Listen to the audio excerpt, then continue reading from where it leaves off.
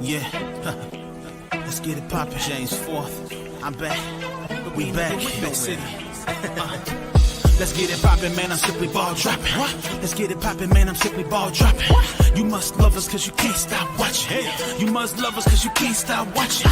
Let's get it poppin', man, I'm simply ball dropping like it's New Year's Eve. Boy, it's James IV, that's Roman numeral 4 off the top with the intro. What up, K-Sap, no cap, that's the big bro. You know the ladies hold it down for the team. We be the hottest on this YouTube screen. We got sports, media, news, that round table talk. Them other parts ain't got the same sauce. Now, hit us in the chat, but no haters allowed. Send you to the block party, what you gotta say now? We on live, hit us up and subscribe. If you like it to share, show love instead of staring.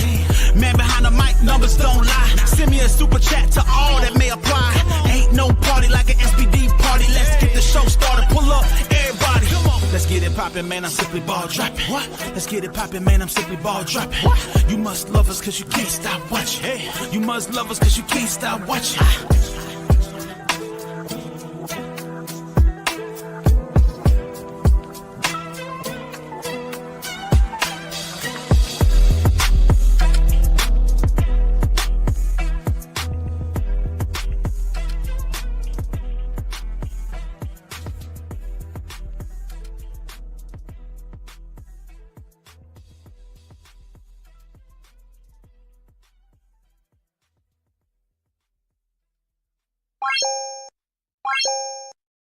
James 4th, I'm back. We back, Big City. Let's get it poppin', man, I'm simply ball dropping. Let's get it poppin', man, I'm simply ball dropping. You must love us cause you can't stop watching. You must love us cause you can't stop watching. Let's get it poppin', man, I'm simply ball dropping like it's New Year's Eve. Boy, it's James IV, that's Roman numeral 4 off the top with the intro. What up, K-Sap, no cap, that's the big bro. You know the ladies hold it down for the team. We be the hottest on this YouTube screens. We got sports, media, news, that round table talk. Them other parts ain't got the same sauce. Now, hit us in the chat, but no haters allowed. Send you to the block party, what you gotta say now? We on live, hit us up and subscribe. If you like it to share, show love instead of staring. Man behind the mic, numbers don't lie. Send me a super chat to all that may apply. Ain't no party like an SPD party. Let's get the show started, pull up, everybody. Let's get it poppin', man, I'm simply ball dropping. Let's get it poppin', man, I'm simply ball dropping. You must love us cause you can't stop watching. You must love us cause you can't stop watching.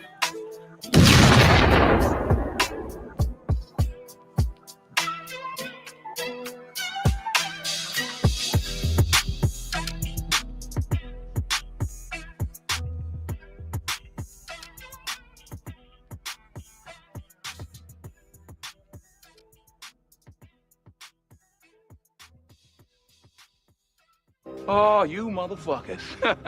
Okay. All right.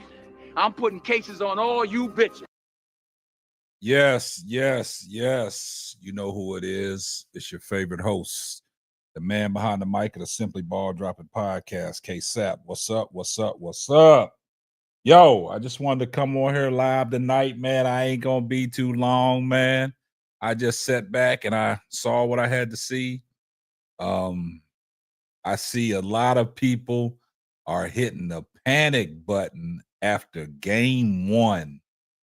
It's really happening. The panic button after game 1. But we're going to talk about it.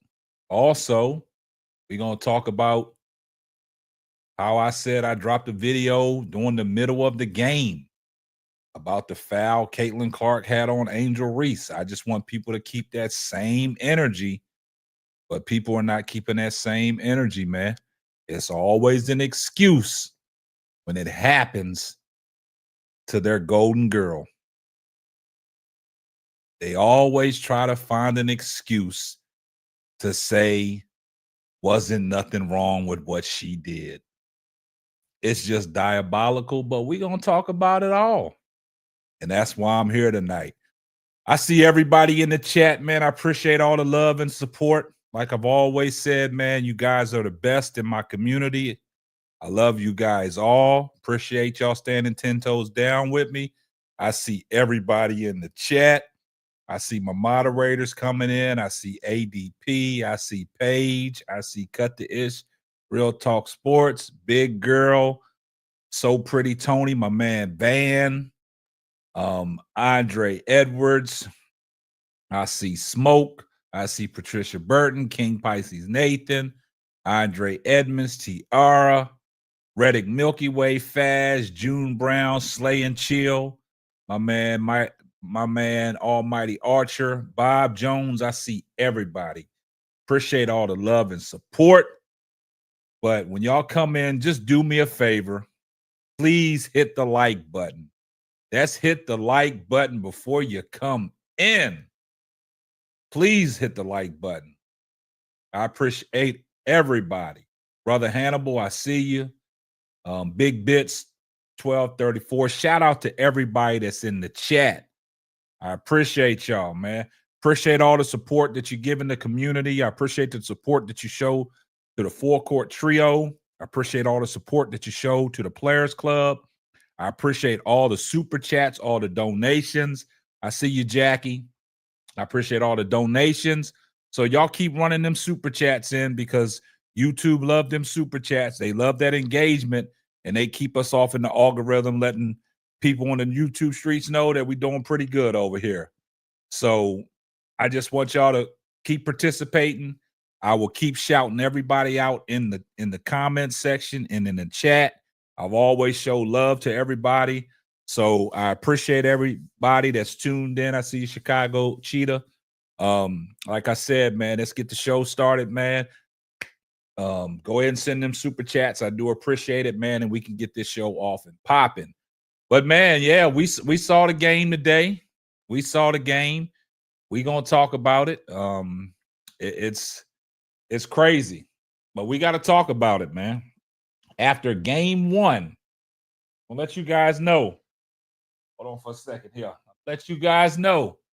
After game one, there's a lot of people out there hitting the panic button for the Chicago Sky and what the young coach Tyler Marsh showed on display today. And it's unfortunate that, Tyler Marsh is getting the same heat that Nola Henry was getting after game one in Unrivaled. Now, guys, do you really think it's time to hit the panic button for the Chicago Sky? I said this last night. I said on last night's stream last night, I said I was not going to crash out. I was not going to be, concerned if they get blown out by the Indiana Fever, because if you look at the Indiana Fever, expectations for the Indiana Fever is championship or bust. They got a good team. They got pieces around Caitlin Clark, and it's just a better team right now from game one. But I'm not going to look too far into it. A lot of people are panicking. I'm not going to panic, man. Tyler Marsh just got to figure a few things out. And I will tell you guys, from what I saw today, and y'all wanted to get on the ball so bad about what he said about Camila Cardoso. But what Duvall has said about Camila Cardoso after game one sounds like he is right. And I kind of piggybacked off of some of the things that he said about Camila Cardoso, that her energy, she don't have a high motor, man. It's like she out there playing lethargic. I mean, to tell me that Aaliyah Boston pretty much dominated her all day long. And it's unfortunate. And I'm looking at Angel Reese, and a lot of people said, okay, if you take Angel Reese away from the basket, she's not going to be able to dominate the glass. But Angel Reese is still able to dominate the glass, man. Even though she was playing on the perimeter a lot, she still has 17 rebounds. She had 12 points, 17 rebounds, 5 of 14 from the field. I think she did hit that 1 3-pointer. So outside of what Angel Reese did, I thought Angel Reese played an Angel Reese type game. Nobody else wanted to come to the party. Ariel Atkins, as much as everybody said that Ariel Atkins needed to show up, do you guys realize Ariel Atkins was the only other Chicago Sky in double figures with 11? And y'all trying to, poo-poo on Ariel Atkins? If you ask me, Ariel Atkins had great defense in the first half of the game. playing on Caitlin Clark. She was going over every screen, making things tough on Caitlin Clark. Caitlin Clark did not have a stellar game in the first half. Second half, yeah, she was getting the assists going, but some of them rebounds that they credited Caitlin Clark with, I was discussing that with my son. Like they won. Natasha Howard had that rebound and tipped it over to Caitlin Clark, and they awarded Caitlin Clark with her 8th rebound. I saw that. Guys, you got to pay attention to these stats sometimes. Also, they up 30, and they keep Caitlin Clark in the game so she can get the triple-double. See, nobody wants to talk about that. Nobody wants to talk about that. Now, let's get to the play that happened when I dropped the video during the middle of the game when it happened, when Caitlin Clark fouled Angel Reese. Nobody wanted to keep that same energy that they kept with Kennedy Carter. Nobody wanted to keep that same energy. Nobody. And I dropped that video deliberately just to see the response I was going to get from some of the Caitlin Clark supporters. And they talking about, it was just a basketball. That wasn't a basketball play. It was a basketball play with the foul, but the extra stuff after she committed the foul by pushing Angel Reese to the ground, it was egregious. Now, I will go out and say she assaulted Angel Reese. Wasn't that the headlines last year? That Kennedy Carter assaulted Caitlin Clark, and Dejanay Carrington committed a Freddy Krueger crime on Caitlin Clark. See, that's the energy that I'm talking about. That's the energy that I'm talking about, guys. So it's kind of crazy that when Duvall said them comments about Carmella Cardoso, everybody wanted to go at Duvall's head. But I got to agree with Duvall on this one. From what we saw the first game from Carmella Cardoso, it's just like the way she plays is just different. It's like she played with her hands tied behind her back. It seemed like she was stuck in mud, like in quicksand. She was just a step too slow. And like I told y'all, everybody talking about what Carmella Cardoso did in the offseason over there in China, that don't make no difference to me. Bring that stuff to the WNBA. And the thing about it is, Angel Reese brings that same intensity each night. But everybody wanted to be down on Ariel Atkins. Ariel Atkins was the only lone Chicago Sky in double figures with Angel Reese. Come on, guys. Did y'all realize that? She was the only person in double digits outside of Angel Reese. So I'm not going to press the panic button.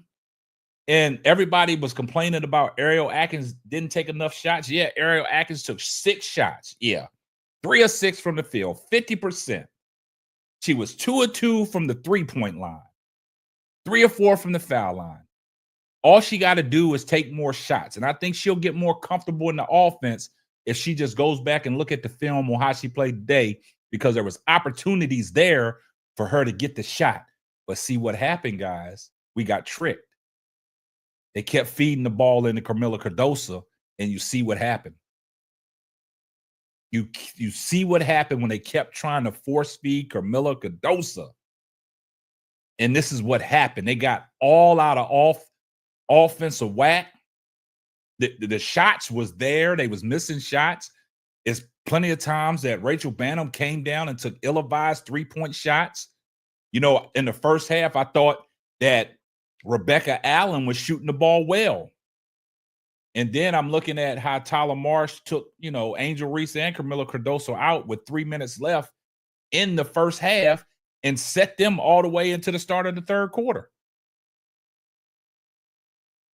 And I just thought the Chicago Sky, they took too many 3-point shots for me. They tried to play hero ball. They try to get it all back in one possession. They should have just kept running the offense. I saw Angel was being effective at the top of the key, but I wish Angel Reese would have took more 3-point shots when they was open, when she was at the top of the key. And that's what I was telling you guys. It's just, you got to have the confidence to step in and take those shots. You just got to have the confidence to step in and take those shots. And she was wide open sometimes, and she passed up a lot of opportunities to take that 3 ball. With her, it's about the confidence. You worked on that all off season, man. You put in the work. You just go out there and take the shot. Take the shot. But outside of what everybody was saying about, Courtney Vandersloot, she looked bad today, guys. I'm gonna keep it a buck. She looked bad today. And this notion about Hailey Van Lith was hurt and you brought her in, played 4 minutes, 4 points. She gonna need to be in the game.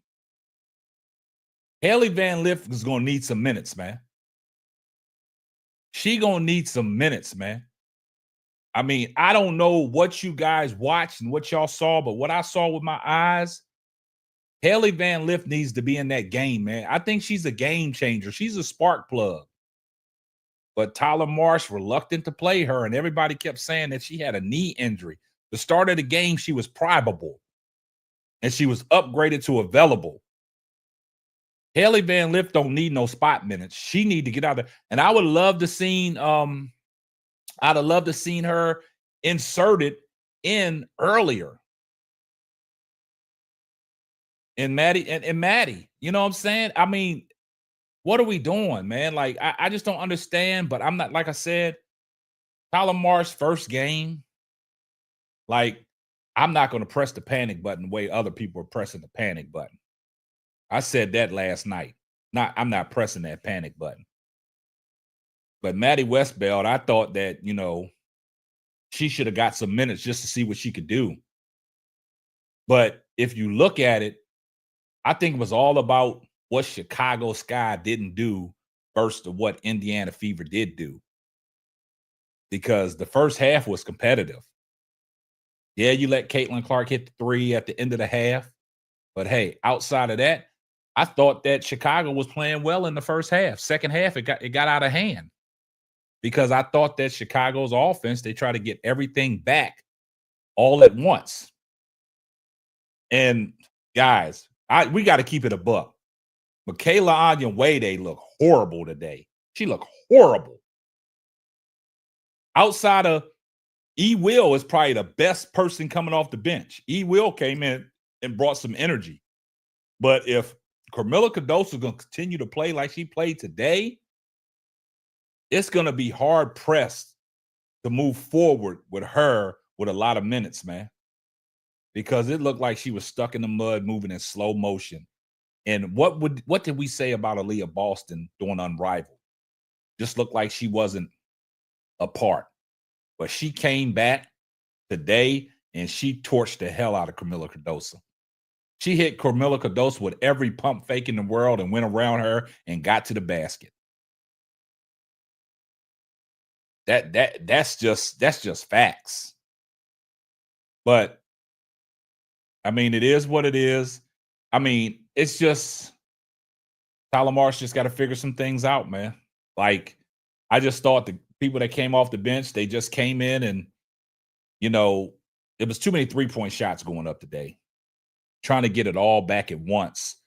But y'all, everybody want to crash out on Ariel Atkins. But I think Ariel Atkins played an exceptional game, man. She just needs to shoot more. Because you had 6 shots, you shot 50%. Outside of Angel Reese, you was the only other player in double figures, man. Angel Reese playing at the high post on offense and still had 7 offensive rebounds. Still was dominant. Still had a double-double, 12.17 rebounds, man. And it's just the fact that outside of Ariel Atkins shooting that 3 ball, Rachel Banham, she shot the 3 6 times and made 2. We shot too many threes, man. Too many threes. It's diabolical. And that's what I'm trying to say. Like, I'm not going to crash out. When you shoot 6 of 27 from 3-point range at 22%, you ain't going to beat nobody. Because that's taking the ball away from their dominant player in Angel Reese. But everybody said, hey, run the offense through Kamilla Cardoso. So, Pretty Tony, I agree with that. Aaliyah Boston does know how Kamilla played. I understand that. But you can't. That's simple basketball. You can't go for every pump fake. She should know how Aaliyah Boston plays too on offense. She should be able to stand her ground, move her feet, and slide. Sometimes we got the ball to Kamilla Cardoso down in the post, and she was getting the ball stripped. She couldn't even get the ball up. Like, I hope Tyler Marsh is not going to be the type of player to be reluctant to play the rookies that was drafted. Because I don't care what nobody says about HVL. I think HVL is a spark plug coming off the bench. Because the way Courtney Vandersloot looked today, she looked like an old WNBA player.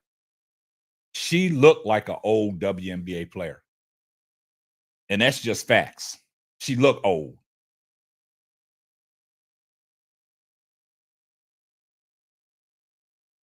Yeah, I mean, Kamilla Cardoso, you 6'7", man. You should be out there dominating these. You should have dominated when Aaliyah Boston went to the bench. You should have dominated. Even with Aaliyah Boston in there, you still should have dominated. And, everybody, talked about what Kamilla Cardoso did over in China, the 30 points that she was putting up. Everybody in the chat could have averaged 30 over in China. Stop it. Let's just be real. Yeah, she plays real passive. And like everybody wanted to really go at Duvall for what he said about Kamilla Cardoso, but it made Duvall look like a genius after game one on everything that he said about Kamilla Cardoso. And then when you have a post-game press conference and your two best players, this is how I'm going to show y'all. Angel Reese and Ariel Atkins was their two best players today. Exactly. Duvall was not lying. But everybody wanted to give Duvall grief for what he said about Kamilla Cardoso. But sometimes you gotta look. Faz said I agree. Duvall looking smart right now. Yeah. But I'm gonna tell you what's so significant about after the game when they had the post-game press conference. They had the post-game press conference, and they had Angel Reese, Tyler Marsh, and Ariel Atkins. Not one time did they try to ask Tyler Marsh a question. Everything was asking toward Angel Reese and Ariel Atkins. So let's take a listen on what Angel Reese and Ariel Atkins said in the post-game press conference. Angel, before the game, Tyler had said the 3 defensive priorities were to control the boards, control the paint, and limit transition. How did you feel like you guys did in those 3 areas? Yeah, I don't think we did them at the best that we could. Obviously, first game, we got to look back at the film and do things better. I think we definitely had good spurts where we could see that we could definitely get back and definitely rebound and definitely play in transition. So I think we just go back to the drawing board and look at those things. How do you put this game in perspective with what you guys want to accomplish big picture? Yeah, I mean, it's May.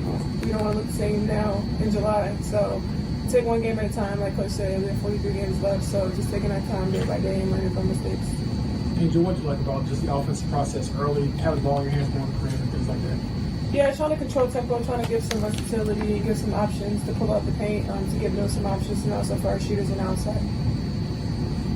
Ariel, can I ask you kind of the same question on defense? Like, what areas do you feel like you guys did well in, and which ones do you want to build on?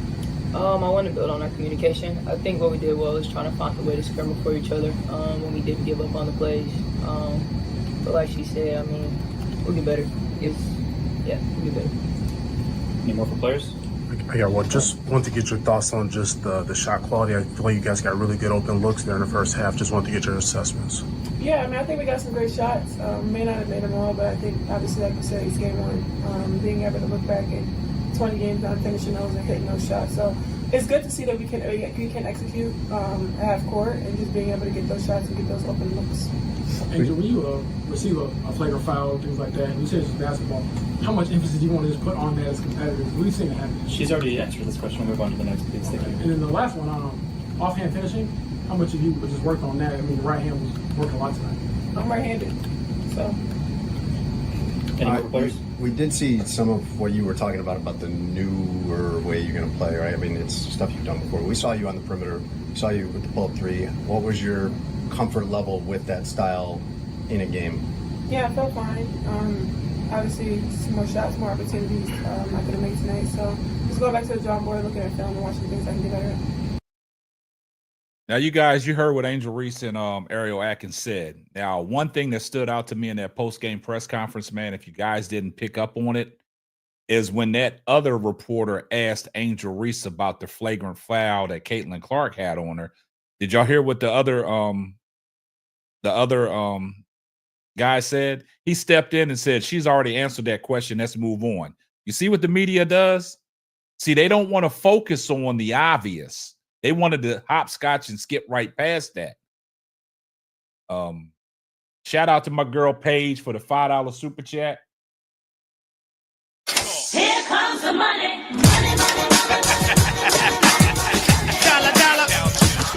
She said Camilla has been the same way since college. Dawn literally had to coach the aggressiveness out of Camilla.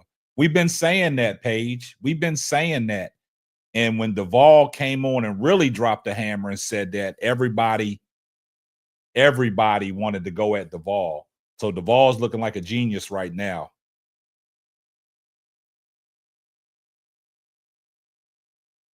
Oh, Gad said he came here for the victory lap. The tap from Howard to Clark was not credited as a rebound. Yes, it was. It was credited as a rebound for Caitlin Clark. You go back and listen to the announcer. The announcer said Clark was credited with her 8th rebound. She was credited for her 8th rebound. So stop that, Dan. You said the tap from Howard to Clark was not credited as a rebound. It was credited as a rebound. Go back and watch the game, watch the replay. I had to rewind it and tell my son they gave Caitlin Clark a rebound on Natasha Howard's tip. And we was arguing up and down. And he's standing right here. Tell the people how we argued about that play. Come on. Here, go in the mic. Kept arguing, but it definitely was a rebound, Caitlin Clark. And we argued that. And he's still trying to say it was a rebound. So, Dan, get your facts straight, man. Get your facts straight. But, hey, it is what it is. I'm not here to talk about, that rebound. If that's the only thing that you got out of the game, then, hey, it is what it is. So, we're going to move on from that. But don't nobody want to talk about the flagrant foul that Caitlin had on Angel Reese and how the media just try to downplay that and hopscotch by that. Y'all didn't hear that, though. But outside of what Chicago did, you just got to tip your cap to the Indiana Fever. They had – the thing about it is they had 4 players that were starters in double figures. Natasha Howard had 15, I think. Aaliyah Boston had 19, but she also dominated on the glass with 13. Kelsey Mitchell had 15. Caitlin Clark had 20. And you got 4 players in double figures, man. And all of them took double-digit shots. Natasha Howard had 12 shots. She was 6 of 12 from the field. Also, Aaliyah Boston was 8 of 12. Kelsey Mitchell, 6 of 12. Caitlin Clark, 6 of 13. See, that's the difference. They getting up shots. But see, the thing with Chicago, Tyler Marsh told y'all, they going to get up a lot of 3 balls. They shot 27 threes, hit 6. They were shooting too many threes, and I don't like it. I don't like that offense, man. That takes away from what actually putting Angel Reese at the top of the key, facilitating that offense. That takes away from her. That takes away from her. Aaliyah Boston did have a block party. And it was sometimes that some of the blocks that she had on Camila Cardoso, because Camila Cardoso is lazy with the ball when she goes up. That's just a fact. That's just a fact. But it does still seem to me that, you know, Angel Reese is not getting the calls that she's supposed to get. MJ Lover 23 said, just a quick heads up. Always had an advantage over Camilla in practice back in South Carolina. Today, it's not the total indictment on Camilla, just AB is AB. I agree with that. But the thing about Camilla Cardoso, what we trying to say, that she just needs to play more aggressive. We just got to keep it. We got to keep it a buck, man. We're not going to start this WNBA season off sugarcoating nothing, man. We just going to pour it on. If you don't like it, you just don't like it. But we got to call a spade a spade. And sometimes, man, you just got to be out there. You got to be out there and say it. But the thing to me that stood out the most is everybody want to go at Ariel Atkins, and outside of Angel Reese, Ariel Atkins had the second best game. And I think Rebecca Allen needs to be in that starting lineup, man. Rebecca Allen can shoot that thing. I would give her the green light, but it seemed like Rachel Banham had the green light. It seemed like every time Rachel Banham had the ball, she just was choking up everything. You got the ball to Rachel Banham. She didn't give the ball back. So why would you put Angel Reese at the top of the key? So if Angel Reese is going to be at the top of the key, if I'm Angel Reese, I'm taking them 3-point shots then. I'm going to be the one taking them 3-point shots. We're going to go down on my sword. This is what I'm saying. And, you know, with Angel Reese still being dominant the way she was, you know, she had a Angel Reese type of game. It wasn't nothing really spectacular about it, but she just had the Angel Reese type of game. But we can't put all this on Angel Reese, man. We need everybody else to come to the party. We need everybody else to show face. And like I said, game one, but this is just my game one critique of what I saw. I'm not hitting the panic button. I see a lot of people out there hitting the panic button over game one. I told you that, guys, in the unrivaled season with Nola Henry. Game one, I'm not hitting the panic button. And what happened? They went on and won the championship. Nola Henry figured it out. I mean, I know everybody's, you know, has their opinion about Tyler Marsh on what Tyler Marsh is going to do. A young rookie coach coming in, you know, a player developmental coach. You know, game one, they'll figure some things out. I'm just not going to panic. This is just how I feel about game one. And they got the brakes beat off of them. And rightfully so. I just think that in this situation, it's some things that you gotta address. You gotta go back and watch the film. I just don't like all the three balls that Chicago was shooting, man. The offense started getting really sputtered and sporadic in that second half. You went away from what was working for you in the first half. So when Indiana went on a little run and pushed the game up to 13, you thought you had to get it all back in one possession by coming down, jacking up threes. You come down and jack up threes, they get a long rebound, they getting fast break points. It is what it is. Exactly, Arturo. Too many threes without running the offense, man. They did not run the offense. I'm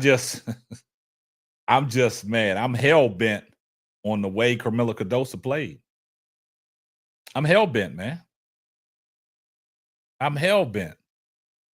Man, y'all drop a 1 in the chat, man, if y'all think Haley Van Lith should have got some more minutes, man. I understand that she a rookie, man, but I think she can make an impact on this team, man. Regardless if y'all agree with me or not. We're here to agree to disagree. But I think she can make an impact. I see the chat. The chat also thinks so too, man. I think Haley Van Lith coming into the game, she can change up the dynamic, man. She's a nifty and shifty guard, man. She can create her own shot. Because look, guys, we got to keep it 100. Courtney Vandersloot, she looked old today. She looked her age today. She looked her age today. I just, Tyler Marsh got to get his rotations down.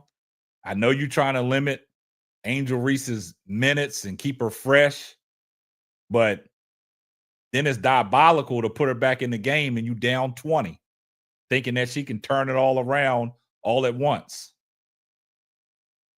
It's crazy. It's crazy. Tiffany and Company says she don't even want to watch any more games tonight. Tiffany, don't be like that, Tiffany. This game 1, man. You got to take that beating, man. Sometimes you got to take a beating, man, to understand different attributes on what this team's makeup is, man. We got to see how they respond in the next game, man. We got to see how they respond in the next game. But I'm gonna say something for shits and giggles, though. This is what I'm gonna say for shits and giggles. Indiana was up 30. They kept Caitlin Clark in the game to get that last assist to get the triple-double. Did anybody catch that? I'm just saying that for shits and giggles. I'm going to say that for shits and giggles. Did anybody catch that? It's just for shits and giggles. I'm not saying that to cause no confusion or anything.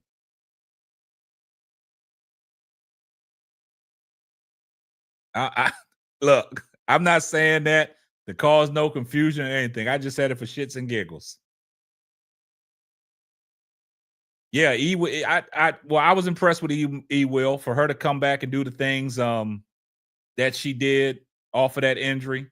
Shout out to my man Ronnie Repass for the $2 super chat. Here comes the money.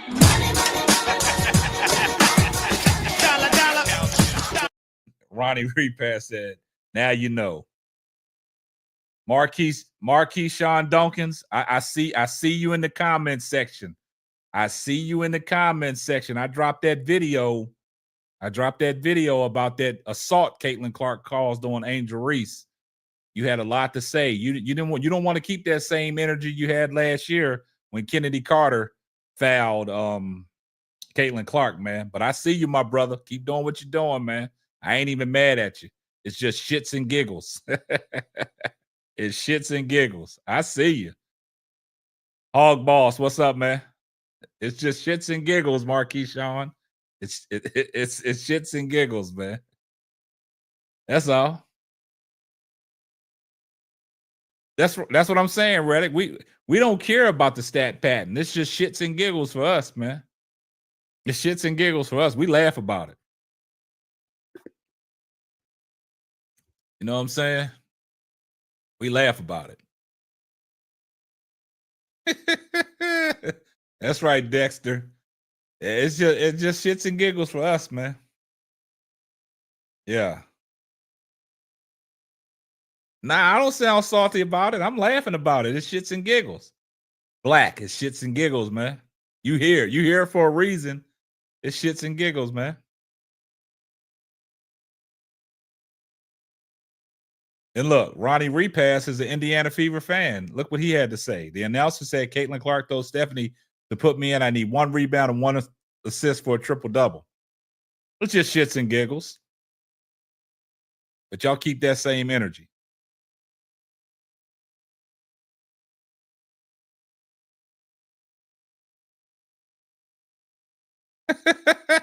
you know that, Marquise. Right, I hear you, K-Sap. You know, I see you in the comment section, my brother. Nothing but love, man. I see you in there. It's just shits and giggles, my brother. Ooh-wee. Marquise, you funny, man. It's just for shits and giggles, though, man. But I appreciate your comment, though. I appreciate your comments.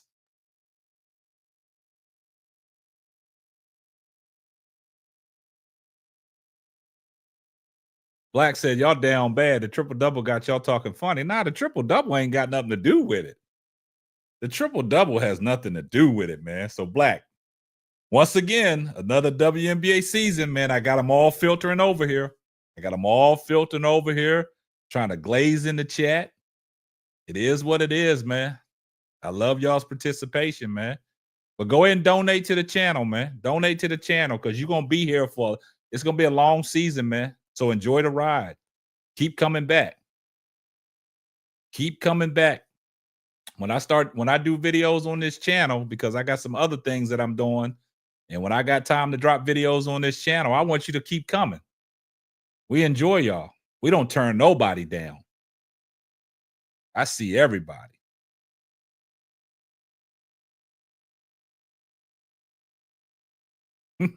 Marquise Dawkins, I like it. He said, for sure. Got to get back to work. Much love, K-Sap. Salute, my brother. Salute. King Pisces Nation said, K-Sap, I'd rather have Chelsea Gray in a Sky uniform. It ain't about who we want to see in the Sky uniform, man. People that's in the Sky uniform are in the Sky uniform, man. And we got to deal with that. We got to deal with that. So let's just deal with that. It ain't time to talk about who y'all want to trade places. The roster's set. So we just got to do what we got to do, man. Odie Max says, so let's be honest. The Fever played well. Boston played above expected, and she shot well. And CC actually did her thing on defense. That are an improvement. I don't see too much of what CC did on defense. I really don't. I just see the fact that Chicago Skies rushed their offense. I think that trying to go to Camilla Cardoso first, I think that hurt. That hurt. But hey, it is what it is. What'd you say, big girl? Angel ain't taking them to see. Yeah, exactly. That's what I'm saying, Tiffany and Company. I don't know what Wally Mack saw Angel Caitlin Clark do on defense. She looked the same to me. 4 blocks, 2 steals is not getting cooked. Well, hey, y'all say what y'all want to say, man. Y'all. Here we go. We know it's the WNBA season now. We know it's the WNBA season now. Y'all talk about 4 blocks. Wow. Y'all go back and look at them 4 blocks. Tell me what kind of blocks they was. Y'all diabolical. Yeah.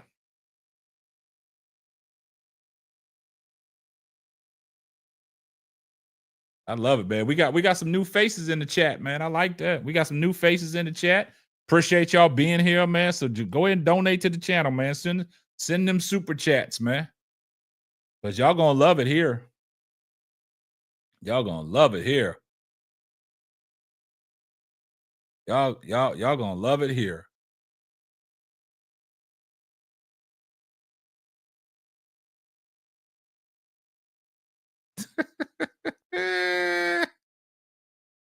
Y'all, wow, man. Y'all gonna love it here, man. Y'all gonna love it here.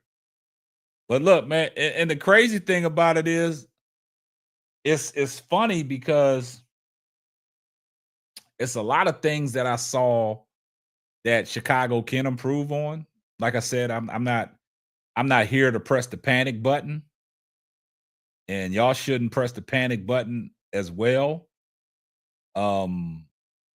It's crazy because I want to show y'all something. I really want to show y'all.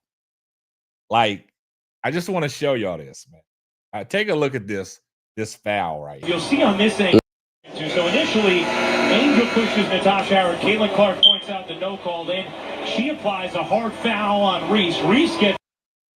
Now, see, the problem I have with that is Caitlin Clark saw Angel Reese kind of get Howard out the way to get the rebound, and she pointed to let the people know what happened. So then you want to take a Bush League foul, which you tried to stop the layup. All you had to do was wrap her up. All the extra stuff that you did at the end, shoving her to the ground, that was unwarranted. And when Angel Reese got up, them Baltimore streets came out of her.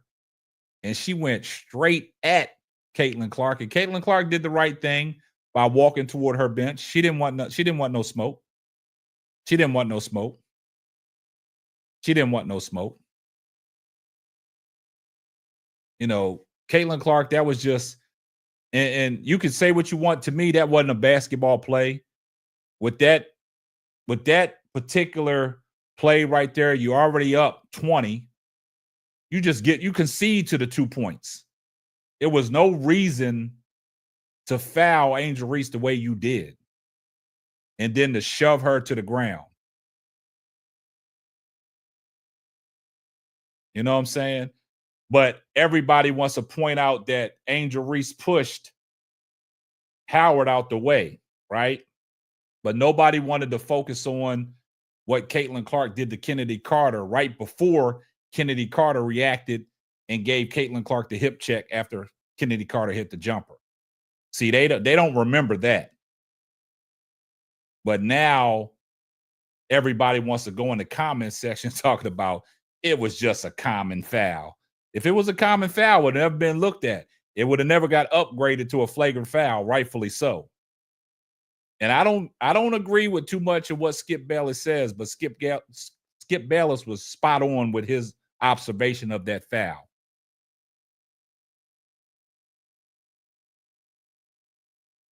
Black, nobody wants to accept their L. Nah, nobody wants to accept the fact that y'all can't keep that same energy. Y'all can't. Y'all called it murder. Y'all wanted to put Kennedy Carter on the ID channel for murder last year. That's what y'all wanted to do on a little hip check, a welcome to the WNBA moment. But y'all don't want to. Y'all want to just hopscotch and play hopscotch like y'all outside at the park, drawing boxes, throwing rocks and shit and playing hopscotch. Y'all want to hopscotch over the CC incident, just like y'all hopscotched over the CC incident last year when she hit Jordan Canada in the head. Y'all didn't want to talk about that.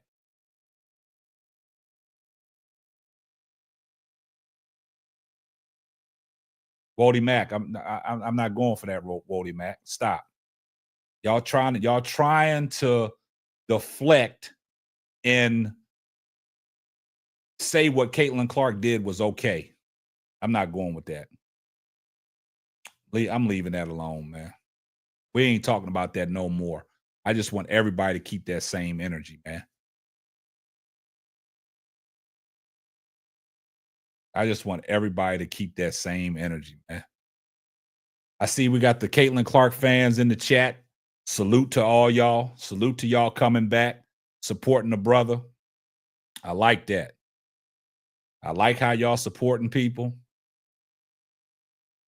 I appreciate y'all coming back, rocking with us, man. It's another year, man.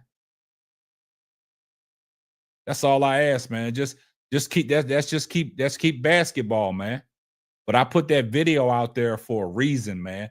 Just wanted to see the response on some of the Caitlin Clark supporters. That's all I did it for. And I got the response that I wanted.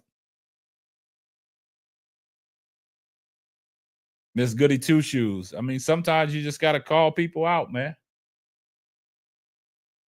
Wody Mack has always been sketchy. Some people just deflect, that's all. But I have no problem with it.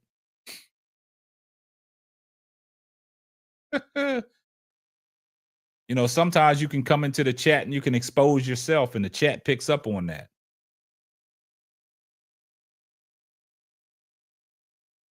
That's what I'm saying. It wasn't a basketball play. A basketball play, if it was a basketball play, it wouldn't have been upgraded to a flagrant foul.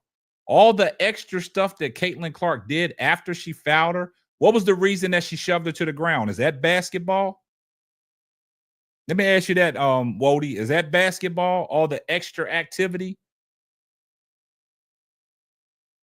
All the stuff that Draymond Green does when he gets a flagrant foul, that's extra activity that don't need to be displayed in basketball. That's what I don't understand. And y'all defending this. Y'all defending this. But as soon as Caitlin Clark gets fouled through the course of the year, y'all going to come in this same live and the same stream and tell me Caitlin Clark got assaulted by some player. Y'all got to stop this, man. Y'all got to stop this. Y'all got to stop this.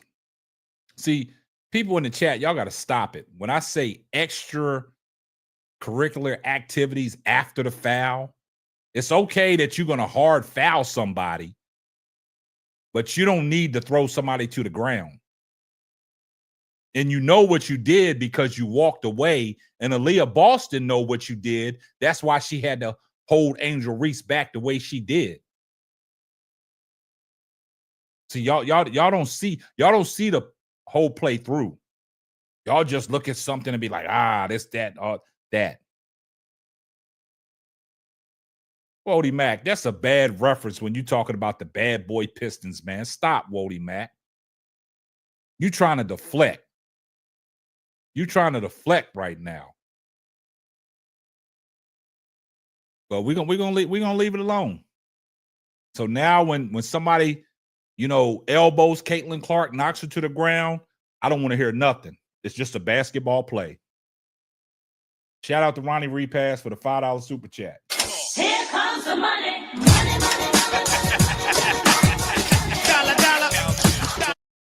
I keep the same energy. None of the flagrants have caused me to lose my mind. That's absolutely correct, Ronnie. And the only reason why I did that video is because I wanted to check the temperature and see if everybody had that same energy. But we see that it's going to be another year and people don't have that same energy. That lets me know we haven't moved on to just getting back to basketball. That lets me know we haven't moved on to getting back to watching basketball.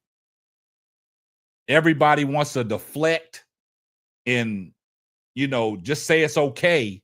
But when we said last year was okay, everybody wanted to come for us. But hey, it is what it is.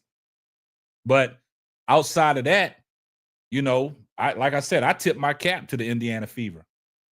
They played like they was expected to play, but I didn't expect, Chicago to get blown out the way they did. I'd see if Chicago would have lost by 6, 7, even, 10 points. But to get blown out the way they did and to see some of the things that I saw and see the way Carmilla Cardoso started the season off, the way she started the season off, and the way some of these shooters started the season off, and then everybody wanted to get on Ariel Atkins, talking about, we gave up the number 3 pick and all this stuff for Ariel Atkins. Ariel Atkins didn't play bad to me.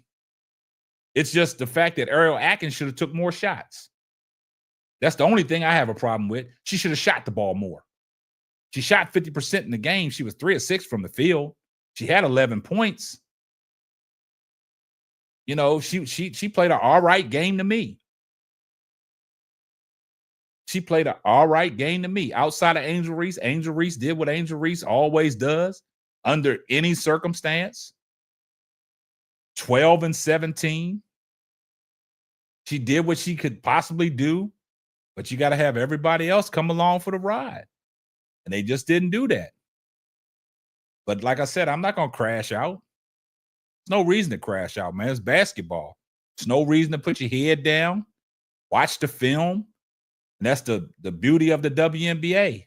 You lose one, you get a day off and come back the next day and get right back at it. You put that behind you. You watch film and you move on to see ways you can get better. And I think in this instance, there's no positives that you really can take out of the game. So things can only get better. You only can get better from today's game. I think they need to rebound more. I think they need to go down there and help Angel Reese rebound a little bit more. I mean, I think Carmilla Cardoso with the 7 rebounds that she had, she should have had a little bit more rebounds. I think Indiana beat them to the 50-50 balls. I think Indiana was running their offense the way they wanted to run their offense. They were swinging the ball. But it seems like every time Chicago swung the ball and it got in the hands of Rachel Banham, she was just shooting the ball. Nobody never got the ball back. It looks like she got the ultimate green light. Shout out to John Shaft for the $5 super chat. Here comes the money.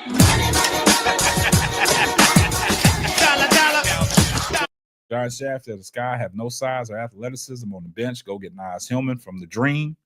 Hey, it is what it is. But I think in this situation, I mean, you got to give, E. Will kudos for coming off the bench to do what she had to do. It's crazy.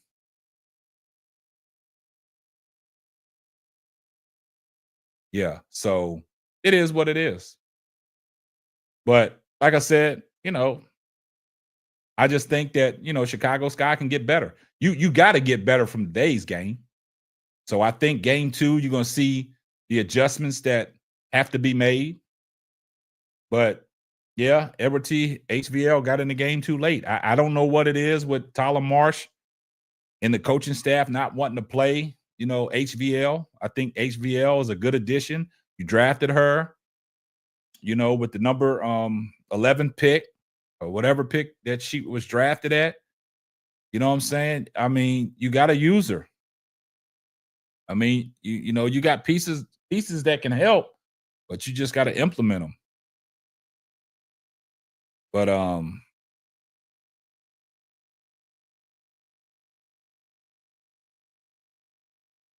it's not about, returning to that. I just think that Camila Cardoso plays lazy. That's all we're trying to say. It didn't look good today, Ghost. It didn't look good. That's all I'm saying. Camila has to be more active. She got to be a little bit stronger with the ball. She got to move her feet. I understand E. Will had 1 point, but as far as her activity, you know what I'm saying? But they not running no offense for E. Will. It looks like they're only trying to run the offense to go to Camila Cardoso. It was one possession that her and Courtney Vandersloot was playing hopscotch. They was playing hot potato with the ball, and damn, the shot clock ran out. That's what I'm talking about. So if you get the ball into Camila got to be aggressive enough to back these people down, barbecue chicken, and score. Her and Courtney Vandersloot was playing hot potato with the ball, and the shot clock ran out. That's all I'm saying. The shot clock ran out. So, I mean, the offense can work, but you got to have somebody that's aggressive enough when they get the ball in the paint to go to work. June Brown. See, this is all I'm saying. I mean, people watched the game. They saw what they saw. She didn't show up and she didn't protect Angel at all. And like I said, defensively, Camila Cardoso got to be that anchor in the back. Anything that gets by the primary defender, Camila got to be in that back line protecting that rim. She failed to do that. That's what I said, Peter. From what I saw, that's what I saw. Angel and Atkins. But everybody wants to shit on Ariel Atkins.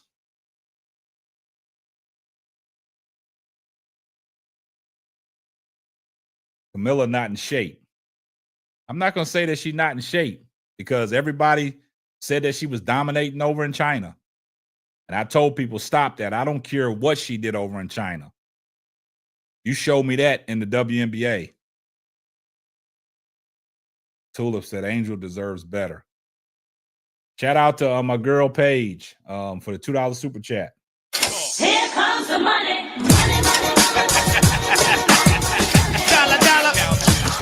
Paige said Rachel Banham thought she was CC during the game. That's what I'm saying. I think she was taking too many threes, man. She was trying to get it all back at once. You're not going to get it all back at once, man. You got to play. You got to take the twos for the threes. The percentages that kick in on them threes. That's all I'm saying. And if you really look at it, Indiana shot 7 of 21 from 3-point range. They didn't shoot the ball well from 3-point range. But Chicago, they killed themselves because a lot of times they came down and rushed the 3-pointer. Indiana got the long rebound and had fast break points. They were just pushing the ball. That's the difference, man. They had ball movement. Chicago, it seemed like the ball stopped. No movement. But like I said with Angel Reese, if you're going to be at the top of the key, I'd rather for you to take that 3-point shot. I'd rather for you to take that 3-point shot. Andre said, "Who Bantam thought she was?" I don't know. Bantam thought she was she was Buddy Hield. Thought she had a heat check. But hey, it is what it is, man. We tip our cap to the Indiana Fever. They did what they were supposed to do, and they beat the brakes off the Chicago Sky. It is what it is, man. But like I said, from the way Chicago looked today, way they got dismantled, you only can get better from here. Because if you look any worse the next game, then now we got a problem. Because there's no positives to take out of today's game. None at all.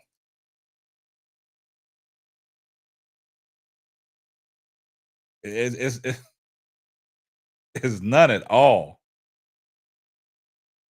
So what do y'all think that Chicago can do better the next game?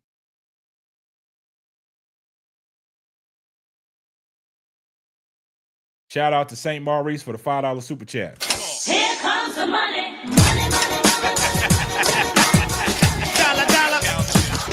That the Sky should hire Coach Sides from last season. Yeah. But yeah, man, Courtney Vandersloot, man. Hey, y'all keep talking about Courtney Vandersloot in the chat. Man, she looked bad. She looked old today. She looked old today. She looked like she welcomed him and the new baby in. Yeah, you can't. ADP, I kind of agree with that. You can't set them both at the same time, but to set them 3 minutes left in the second half, I mean in the second quarter, all the way to halftime, was diabolical to me.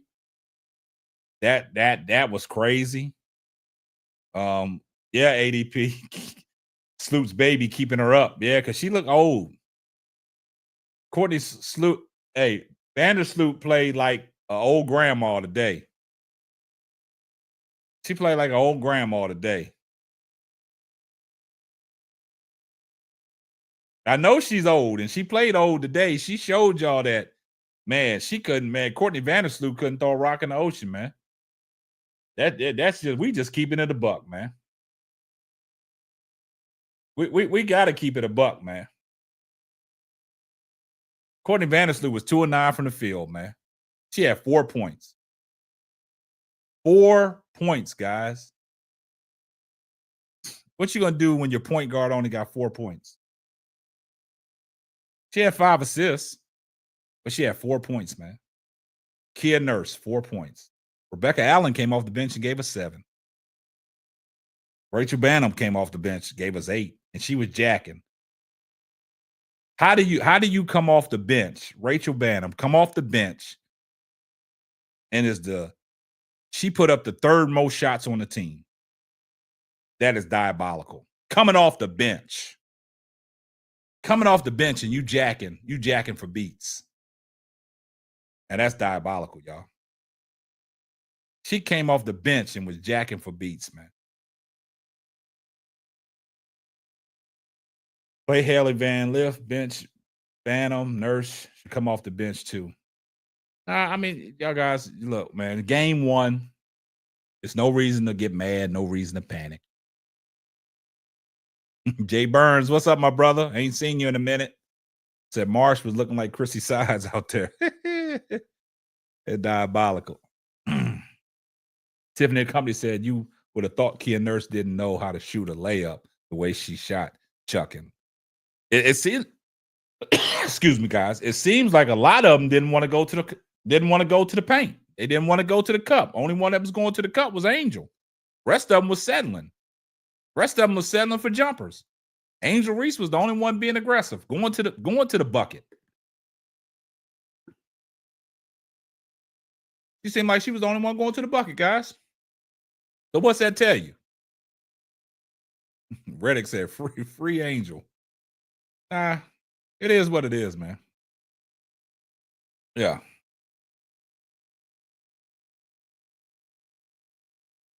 Yeah, Sides was a good coach. It was just CC refused to listen to her. I agree with that. Jay Burns said Beck Allen was getting cooked all last year by CC. That wouldn't be a good matchup.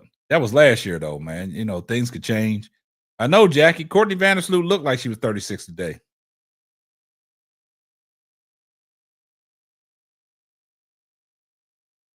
Yeah, she looked like she was 36. Nobody wanted to go to the cup, man. Everybody wanted to settle. They settled for too many jumpers. But it looked like Tyler Marsh ain't got no identity out there. You ever thought about that? Because if his identity is just come down and chuck the ball, Chicago gonna be in trouble. They better find how to get to the basket. And if I was Ariel Atkins, I would look at the film, say, look, I'm just gonna go out there and start cooking. I'm at least get up 12 to 15 shots a game if I'm Ariel Atkins. I would look at the film and say, look, I'm going to go out there and I'm going to shoot the ball. I ain't going to be passive. I'm not going to be attentive. I'm going to be aggressive, and I'm going to get these shots up. I'm going to get into the paint. And the thing with Ariel Atkins, I like how Ariel Atkins plays defense as well. She knows how to go over the screen. She don't go under the screen. She fights through the screens. Yeah. But Ariel Atkins, to me, I think she's going to be all right. Shout out to my man Van for the $2 super sticker. Here comes the money.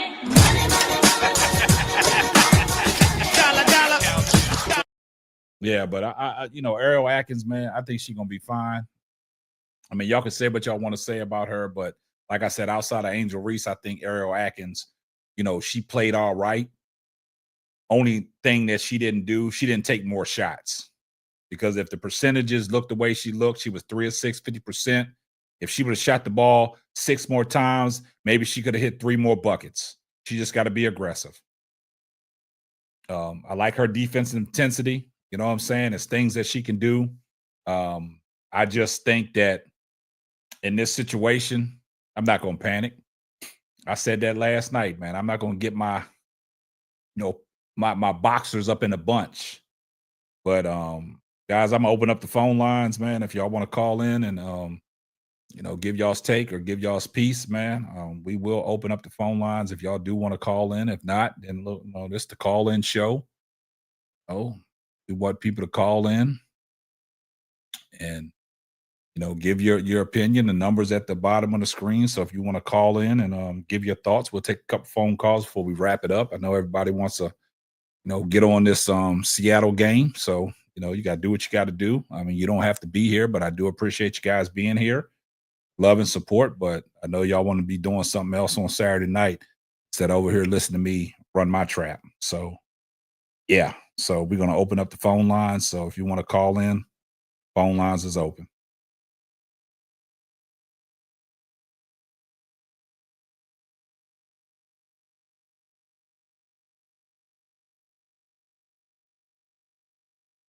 Yeah, the phone lines is at the bottom of the screen, guys. Anybody that wants to call in.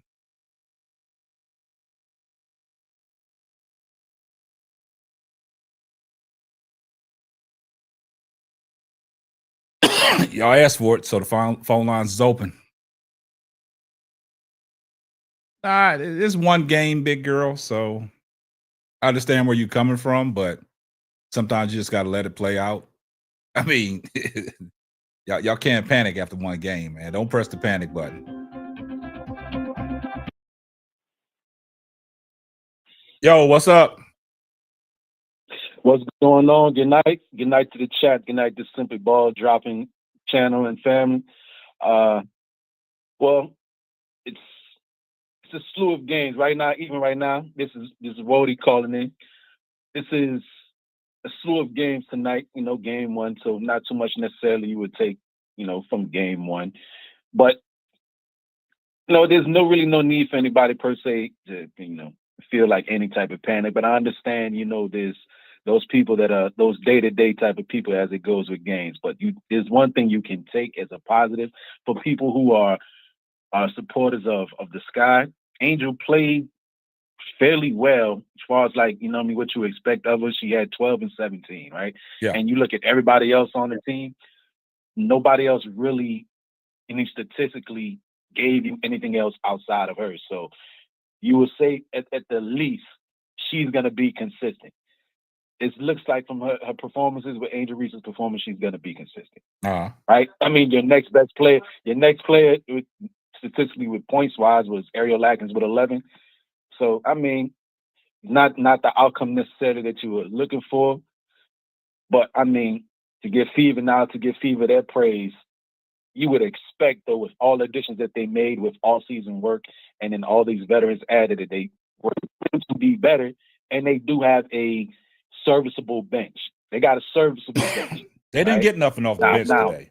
They didn't get nothing off the bench today, outside of what Lexi Hall did, the 9 points. But I'm gonna go back to what you said about Ariel Atkins. You know, Ariel Atkins. Well, you overlooking 9 points, 9 rebounds too. She also gave you 9. No, I understand that. That's what I'm saying. Outside of the bench, only person that gave him something off the bench was Lexi Hall. That's what I'm saying. If you look at the bench on how the bench production was, they didn't get nothing. Michaela Timpson came in garbage minutes and gave you 4 points in garbage minutes. Sydney Colston gave you 2 points in garbage minutes. But Lexi Hall played in the early parts of the game. So that's what I'm saying. She was the only one that provided for them off the bench. But when you got 4 starters in double figures, 4 starters put up 12 shots apiece. The only person that wasn't in double figures was DeWanna Bonner. But DeWanna Bonner is a veteran. She keeps the group together, right? She was the one talking, the voice of reason. But when you got Natasha Howard giving you 15, you had Aaliyah Boston giving you 19. Then also you had Kelsey Mitchell. You know what she provides, gave you 15. Then you had Caitlin give you 20. And then you look at what the Chicago Sky did outside of Angel Reese, the 12 that Angel Reese had with the 17 rebounds. The next best production, like you said, was Ariel Atkins, but everybody's giving Ariel Atkins grief. Only thing that Ariel Atkins didn't do for me today, she didn't shoot the ball enough. But then you go with Camila Cardoso, 7 points on 9 attempts, 3 makes. Sometimes she played soft around the basket. Defensively, she was getting cooked. That's what I'm saying. Then Courtney Vandersloot, she looked like she was 37 years old today. Gave you nothing. Kia Nurse started off the game. I thought the first half, they played exceptionally well. Second half, they let it get away. I thought Rebecca Allen coming in, the way she shot the ball, I thought Rebecca Allen, like I said, I thought, she could be the starter. Bring Kia Nurse off the bench. It seems to me that Rachel Banham thinks she got the green light. And that's the downfall. They tried to get the game back in one possession every time down by chunking up the three. You cannot shoot 6 to 27 from the three-point range against a team that you got 4 people in double figures and think you're going to win a basketball game. It's not going to work. Shit, I mean, I'm looking at it. Yeah, the people, though, that were taking the threes, right? Your Kia Nurses, your Rachel Banham, even say your Rebecca Adams, right? Your 3-point specialist. Unfortunately, it's not falling, but that's exactly what they're supposed to do now. Yeah, that's what they was brought in to do. Take the shot. The amount they're taking, like about, and you can give me your perspective on this for your 3-point specialist, right? Where again, they're not necessarily going to be the whole offense, but you'll get one off a catch and shoot at the corner, off the wing, whatever. How many do you want to see somebody like a Beck Allen, Banham, or a Kia Nurse if this all they're going to do taking the game? They took about 6 on average between all 3 of them. All of them took about 6. So how many would you prefer? It's not always going to drop. We know that it's not always dropping, but how many would you like to see them taking about a game? It's not about the 3-pointers that they shot. It's about when they shot them. Some of them was ill-advised and rushed. You saw Rachel Banham come down plenty times and just jack the 3 without even letting the offense get set up. She's just jacking the 3. Now Indiana's getting long rebounds and they starting to fast break. That's what Rebecca Allen and Kia Nurse was brought in to do, was shoot the 3. But outside of them shooting the 3, I thought Rachel Banham, she was the one that was jacking ill-advised 3s. And that's why the offense wasn't flowing the way it was supposed to be flowing.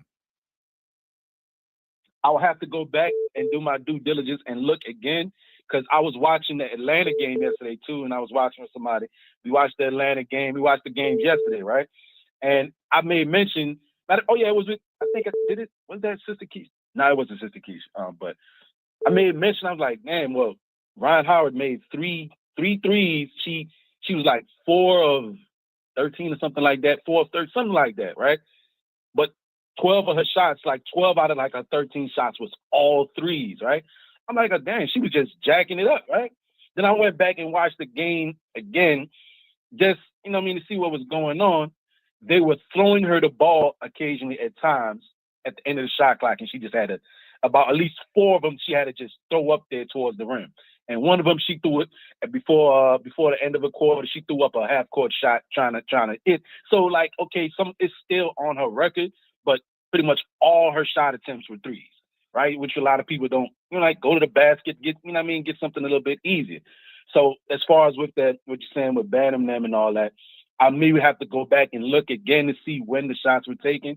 If it was like a similar situation where, hey, it's the end of the shot clock and we're just throwing it to you and you got to put up something real quick. I got to see if that's what was going on. Man, take a look at it, because if you look at it, they got nothing in the paint. They got nothing in the paint. We tip our cap to Indiana. They played exceptionally well defense, but they got nothing in the paint. Nobody was aggressive enough in the paint. The only one that was aggressive, like I said, was Angel Reese. She had the ball at the top of the key. She had a couple moves to the basket where she got a layup. Sometimes she missed it. She got a rebound, got back up, got fouled. And that's what I'm saying. She was the only one being aggressive. And we talk about Kamilla Cardoso. She just wasn't aggressive enough. You know what I'm saying? Nobody else. Courtney Vandersloot, I thought she would be the magician to get inside the paint, to cause havoc. She couldn't even do it. She looked like she was stuck in the mud today too. You know what I'm saying? Everything was a shot from the outside. Nothing was inside the paint outside of Angel Reese. Nobody got an easy bucket today. Nobody. Because they was playing with the ball on the perimeter. And like I said earlier in the stream, I said there was one possession where Courtney Vandersloot was giving the ball down to Kamilla Cardoso, where Kamilla Cardoso failed to be aggressive to put any pressure on the defense to try to get to the basket. She passing the ball back out to Courtney Vandersloot. Courtney Vandersloot passing the ball back into her on the repost, and the damn shot clock ran out. That's what I'm talking about. So if you're going to be the focus on offense and you get the ball dumped into you, be aggressive. But you wasn't aggressive enough. You let the shot clock run out. But Wody, I got some more calls that are trying to call in, man. I do appreciate your call, my brother. Oh, absolutely. Yeah, I just see too. Also, Dominique Malone is on the court, so y'all want to go watch this. And I'll say is the last in closing. Liberty 44-0. Y'all already know. All right. Salute. Salute. Yeah, good call. But yeah, I mean, hey, it is what it is, man. Yeah, for the people that was trying to call in, I had a caller on the line. If you want to call back, go ahead and call back. The phone lines are still open.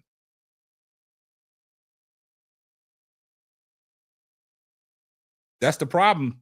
That's the problem, Andre. You know what I'm saying? Yeah, Miss Goody Two Shoes. That's right. Y'all told Kamilla Cardoso that you can't teach 6'7". She doesn't think she's has anything to learn. I don't think she realized she's 6'7". I really don't think she realized she's 6'7". That's right, Tony G. I really don't think Kamilla Cardoso thinks she's 6'7". I really don't think Kamilla Cardoso thinks she's 6'7", man. And that's unfortunate, man. But y'all look at just look at some of the threes of when the threes that Chicago shot the threes, man. Yeah, the phone lines is back open. Jackie, yeah, me either. Yeah. I don't think she thinks she's 6'7", man. Yeah. Yes, I had 2 callers that was trying to call in, man. Wow, another caller was on the line, man. If y'all want to call back in, man, go ahead and call in, man. What's up, Brian Allen Hines?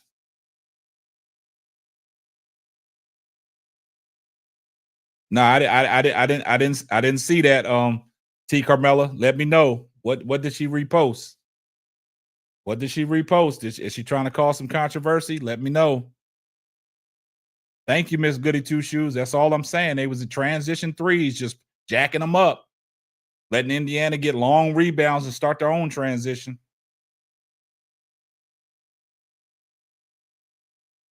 T. Carmella, I want to know what she said. Come on now. Let us know. Is she trying to cause some controversy?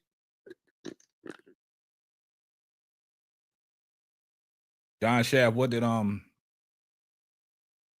June Brown, you were spot on. The coaching was horrible. We didn't start E-Will for the second half. Nurse and Phantom are useless.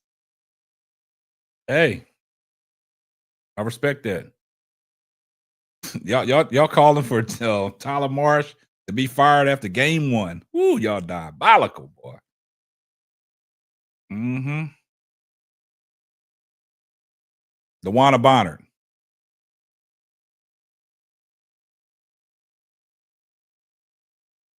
Let me go ahead and pull that up. Let me go ahead and pull that up and see what was said.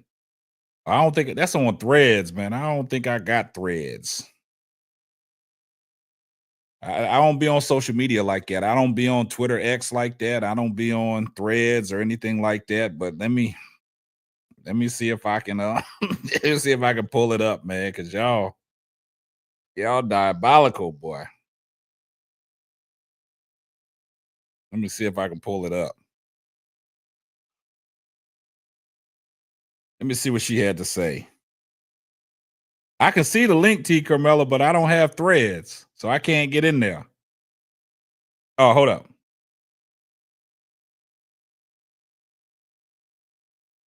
Congrats, DeWanna Bonner. Chicago needs to get it together after this. This is embarrassing. Tyler needs to make big changes, or we'll be right back to looking at how we looked last season. Teaspoon ain't even have us looking like this. Damn. Who? Well, she reposted it. Who said it, though? Who is CH the greatest? Who's that?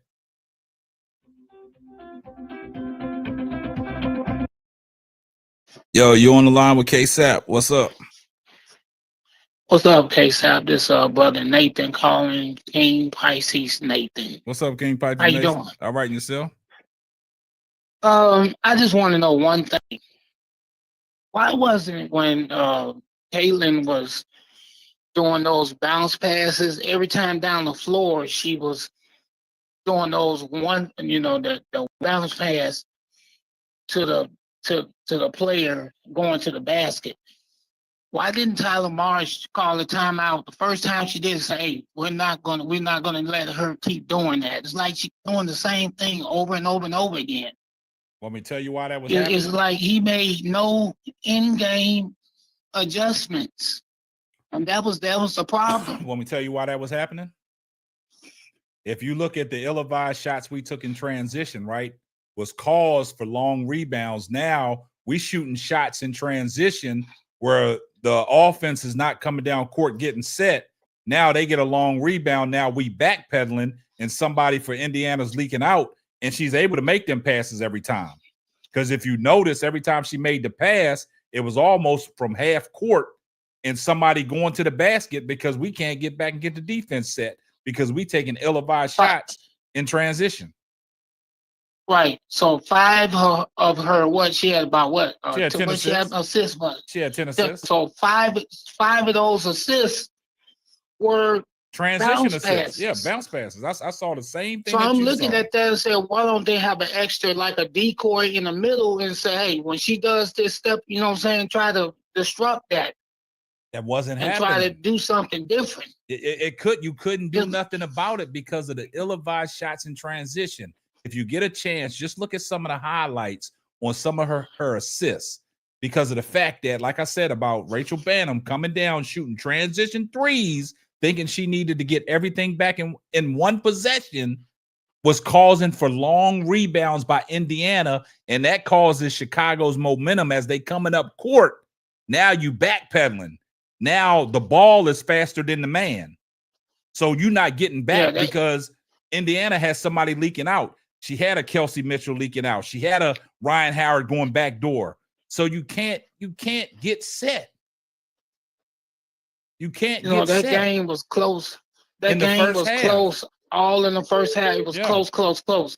All of a sudden, if I'm Tyler Marsh, I'm making a halftime adjustment. Why wasn't Maddie Westbelt in the game? Why wasn't Haley Van Lith in the second half? Well, you know, you got these players. Why don't you use them?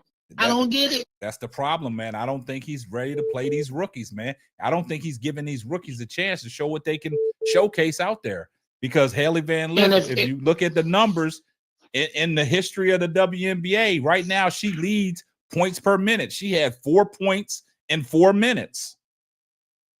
You see what I'm saying? Yeah, I don't when care. he took, Go ahead. When he took, after they had that confrontation with Caitlin Clark and Angel Reese, when they had that confrontation, he took Reese out the game. You don't take Reese out the game when she's already excited and hyped up. You leave her in there. Who knows? Chicago probably would have made a run. Sometimes it takes a little something to get your team going. Okay, I want you to go back and look at the end of the second quarter when Angel Reese hit that 3, right? So Angel Reese hits the 3 and Chicago's down 3 or 4, right? Then I think Indiana goes down, they hits it, and Indiana goes up 8, and then Chicago cuts it back down to 5 because I think Rebecca Allen came down and hit a 3. He took Angel Reese and Camila Cardoso out with 3 minutes left in the second quarter, and that's where they set.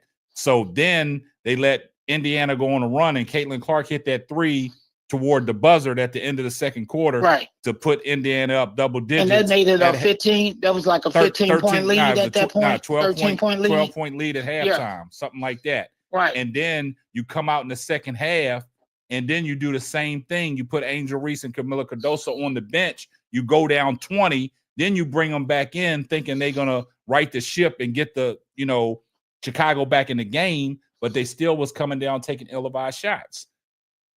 That's all I'm saying. My point I'm trying to make is that being a coach, I don't care if you're a first-year head coach, you won championships with the Vegas Aces. Mm-hmm. You don't think that you're supposed to use your coaching pedigree and say, hey, we're going to do something different when something not working?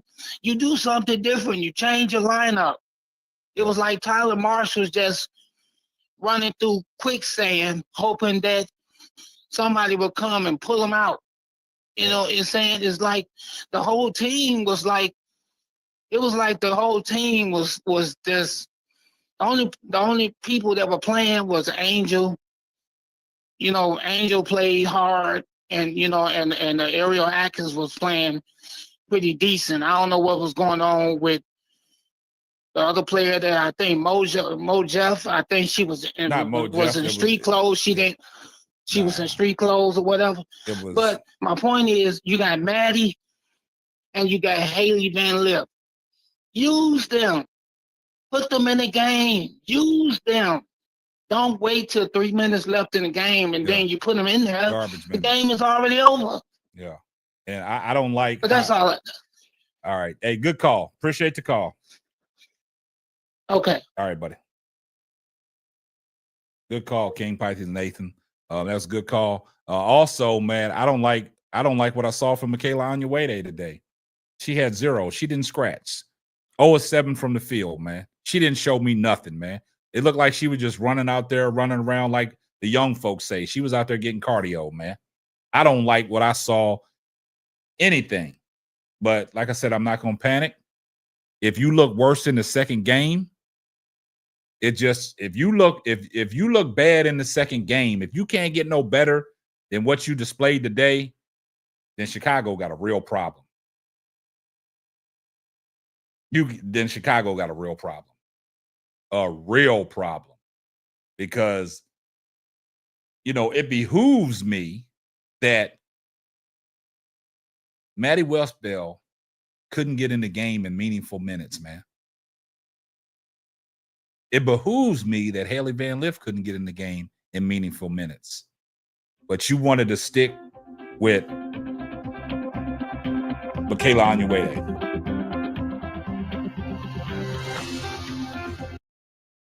You on the line with K-Sap. What's up? Hey, K-Sap. How you doing? All right, and yourself? Who we got? Hey, this So Pretty Tony. Hey, what's up, So Pretty Tony? So the thing is this. KSAP. I agree with absolutely everything you said. Bottom line is this. Like you said, there was no play from none of the bench. Players that we thought were going to come in, like you said, Anunweta, you just said it. Anunweta was no help. She's here for what? Right? I thought she was supposed to be the Swiss Army knife. I thought that's what people saying. She was supposed to be the Swiss Army knife. She was supposed to be the person that was supposed to be the Jackie Young type. I saw none of that. Yeah, I saw zero. Again, I'm not going to panic. It's the first game. But at the end of the day, if those ladies can't get it together, I don't want to see Bantam on the floor. I'm sorry. I don't want to see on the floor. It was the ill-advised shots by her, man. It was crazy. Like you coming down launching every time in transition. And it seemed like every time we did get down and try to set the offense up and the ball got in Rachel Bantam's hand, she never gave it back. She jacking for beats. Right now, she's trying to show I can be your point guard, I could be your shooter, I could be your defender, but she got blew by every time. Yep. She wasn't a great ball handler. She wasn't a good distributor.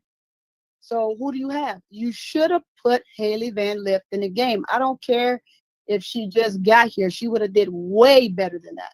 Because now you got an extra ball handler. Now you got an extra person that can penetrate the paint and somebody that can shoot the three.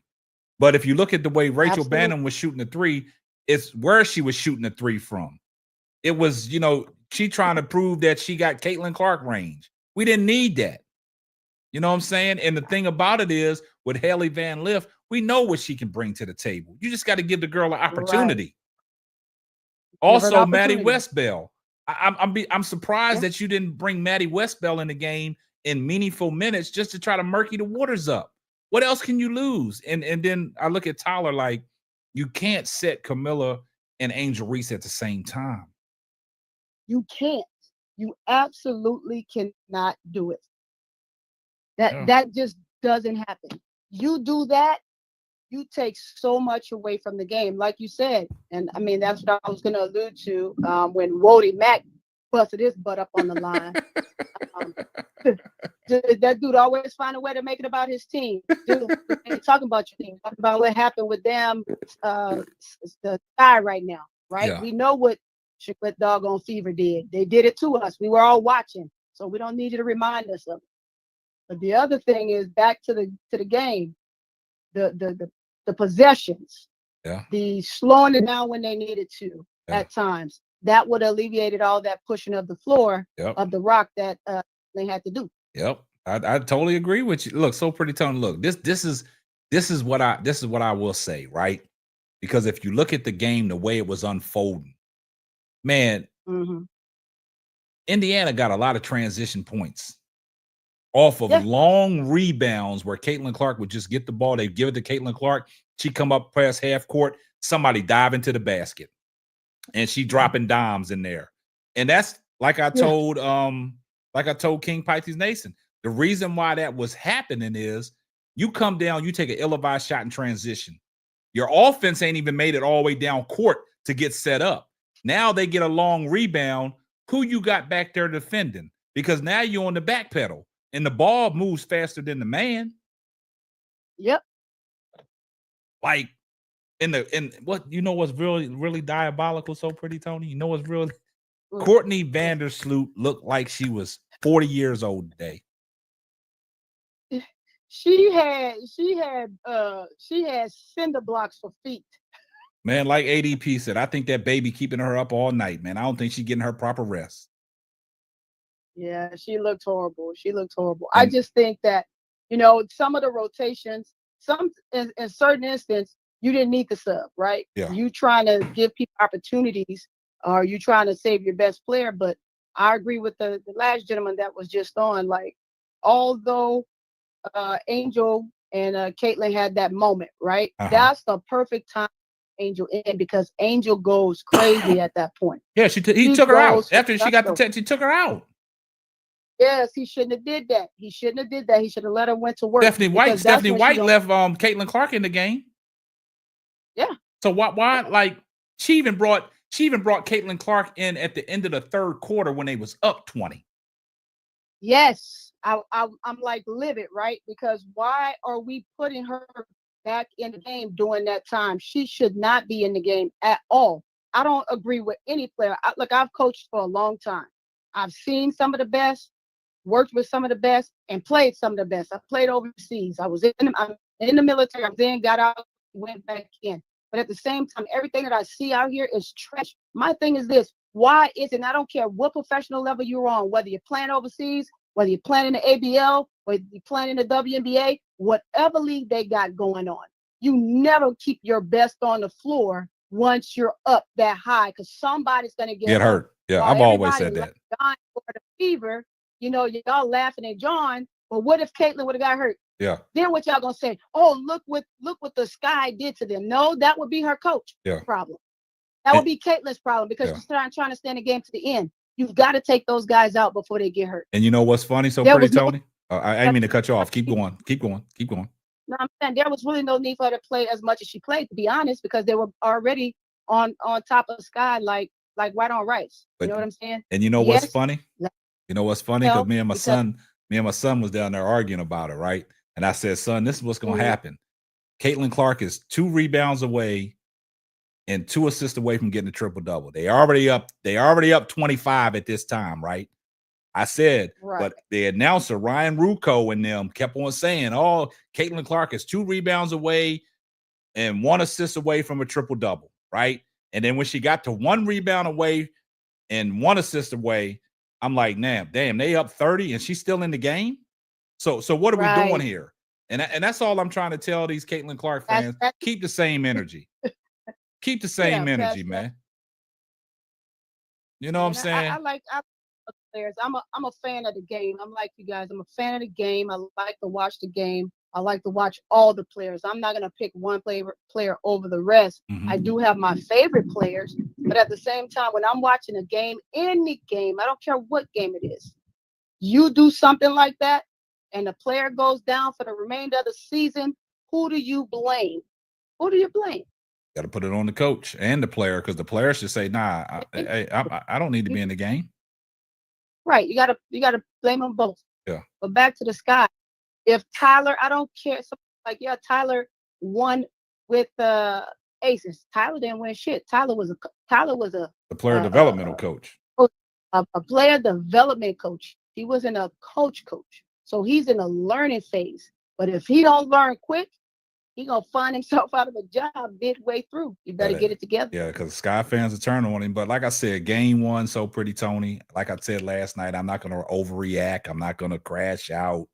But if you can't get better from what you did today, because there's really no positives out of today's game besides Angel Reese is gonna be Angel Reese, then now you got a problem. Then you got a problem, because if you can't go back and watch the film and correct what y'all did on the court today, and the same thing happens in their next game, now we got a problem. Now we'll come on the live and crash out. Yeah. Yeah. Yep. And if you can't keep Carmilla in there, and I understand that we trying to play Angel, as a point forward, then shit, you got to put her down there. You got to put her down there and let her go to work, because she's going to go to work no matter where you put her. Man. But you're going to have to do something at Liberty. You got Liberty next. Yeah. Don't go look like this against Liberty. Oh, now Liberty, don't do it. From what I saw, the Liberty did to the Aces, man. I know they got their ring and was excited, but what I saw, I know. Boy, Liberty. They coming for everybody. Woo. They coming for everybody. Yeah. They coming for everybody. I know that. Yeah. But hey, great we just calls. We gotta look better. Even if the game don't turn out like we want it to, you still have to look better, right? You have to show some improvement. Yeah. But hey, great call. Appreciate the call. So pretty, Tony. Appreciate everything you do. You got it. All right. Absolutely. All right. You on the line with K-Sap? Who we got?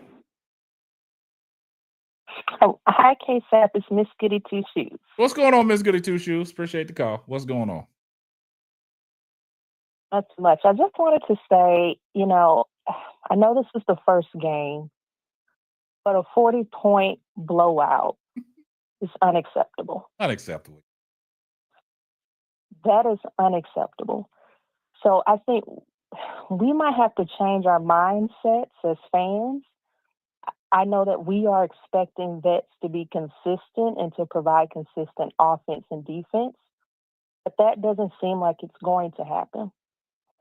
So we might have to change our mindset to Angel Reese becoming the leader that she was at LSU, and Ariel Atkins turning into Alexis Morris on LSU. Like they can't be nice anymore. Angel is gonna have to start letting them have it in the locker room. This is the second Fever game where the vets let Angel down, where they came out, couldn't score, couldn't make anything happen. I also feel like Camilla would benefit from Angel kind of turning it up and being more vocal, because she's used to that style of leadership from Don. All this being nice and kumbaya, Camilla's not even used to that. Don will let you have it. So we cannot expect vets to contribute consistently. The other thing that Tyler Marsh has to do is lay down the pecking order. There is no world where Rebecca Allen, and I know you said she looked good tonight, but Rebecca Allen is not consistent. There's no world where Rebecca Allen, Rachel Bannum, and Kia Nurse should be taking more shots than Ariel Atkins, Angel Reese, or Camila Cardoso for that matter, unless they're on a really hot heater. If that's not the case, they should never get more touches, never get more shots than them, ever. Hey, I respect your take and I respect your opinion, but I will have to give you one pushback about Camila Cardoso. It's just not in her. I mean, you alluded to it the Dawn Staley way. She don't have Dawn Staley to bring that out of her. She should learn from what Dawn Staley was telling her to get it out of her. You know, this is your second year as a WNBA player. And if somebody has to motivate you to be aggressive enough to go down there and play like you 6'7", you don't belong. You belong back over in China where you was during the Unrivaled season where you was dominating. That's where you belong. Because everybody came in here in the chat and was saying, oh, Camila Cardoso dominating over there. I don't care what she's doing over in China. Anybody in the chat could average 30 in China. I don't respect that. She's 6'7", and she gives up her height each time she gets the ball. She does not have a high motor. I'm not going to say that she's soft, but if you got to have somebody bring it out of you and you're playing the highest level of basketball in the way the ladies are, when you go from college, you go to overseas and wherever you're playing, but you're playing in the WNBA. And if somebody got to keep on grabbing you by the hand, telling you you got to do better, you don't belong. I don't have any pushback against that, but I just think she should get more touches than a Rachel Bannum or Kia Nurse. But Camilla does have to do better. She didn't even give us 10 rebounds today. Exactly. But listen. In 22 minutes, yes, she could have gave us 10 rebounds. Check this out, Miss Goody Two Shoes. There's one possession that pissed me off. One possession that pissed me off. Courtney Vandersloot had the ball at the top of the key. Gave the ball to Camila Cardoso on the right block. Coming down the court on the right block. She didn't have it, so she gave it back out to Courtney Vandersloot. She reposted. Courtney Vandersloot gave the ball right back to her. Camila Cardoso never was aggressive enough to even put the ball on the floor to even try to back her opponent into the basket. What she did, she threw the ball back out to Courtney Vandersloot, and they got a shot clock violation. And that pissed me off. When you dipping the ball down into somebody that's supposed to be your first option, and that's what you got, it's not going to work. And like I said about the 3-point shots that Rachel Bannon was taking, if I'm Angel Reese and I got the ball at the top of the key and the defense is reluctant to guard me, I'm taking that 3-point shot from the top of the key all day long. Y'all going to go down on my sword. Because when she hit that one, I said, okay, if they leave her alone, Angel, you got to keep shooting that, because coming down in transition. That's her spot. Exactly. Coming down in transition. The key three. Yeah. That's like cash money right there. That's Irish Spring Green right there for her. So coming down in transition, when you got Rachel Banham coming down in transition, just pulling up recklessly, thinking she got the green light coming off the bench, is diabolical. But that's what you brought Rebecca Allen and Kia Nurse in for, is to take them shots. But the Sky's problem today was you got nothing going to the basket outside of Angel Reese. Nothing going to the basket. But Tyler Marsh has to correct that. He has to sit Rachel Banham down. Her green light needs to be turned red, and he needs to tell Ariel Atkins to get to the basket. That's one. The second thing is, if we are now saying that Angel is developing a mid-range game, then that means even when we get in these blowout games, Tyler Marsh needs to start giving Angel Reese experience shooting the mid-range shot, because her body needs to get comfortable to get set up to shoot. It's like her body doesn't even think to shoot even when she's the person that's open in the mid-range. Yeah. So she needs to get comfortable shooting that shot. At this point, after watching Rachel Banham last year, I'm more comfortable. I'd rather live and die by Angel missed shots than these vets jacking up threes. Yeah, I agree with She has that. a better upside. So even in blowout games, it's time to run plays. Let's get the ball to Angel to see if she can get some in-game experience making the mid-range shot. We can't keep doing this because their threes don't fall. They did the same thing with Minnesota, where they started off hot, and then what happened? When your three isn't falling, do something else. Yeah. Let it go. I agree with that. That's a good take right there. And I've said that last year. I said that with Angel Reese, man. It's about the confidence and the ability just to take the shot. Angel Reese, you worked on that all off season. Like D Wade said, told her on the podcast, you worked on it, go out there and do it. And that's what I want to see Angel Reese do. You worked on these shots. Go out there and take it. You know you have the ability to make these shots that these opposing teams are giving you. Make them pay. I had this philosophy when I was playing basketball. My philosophy and the coaches and how they game plan for me and the scouting report. And I tell people, if you step up, you get laid. You step back, you get jade. So if you play me close, I'm blowing by you and I'm getting to the cup. If you step off me, I'm jacking. I'm shooting. And there was this thing when I was in high school. Every time I shot a jump shot, the crowd would say, layup. But I don't want to talk about that. I don't want to make it about myself.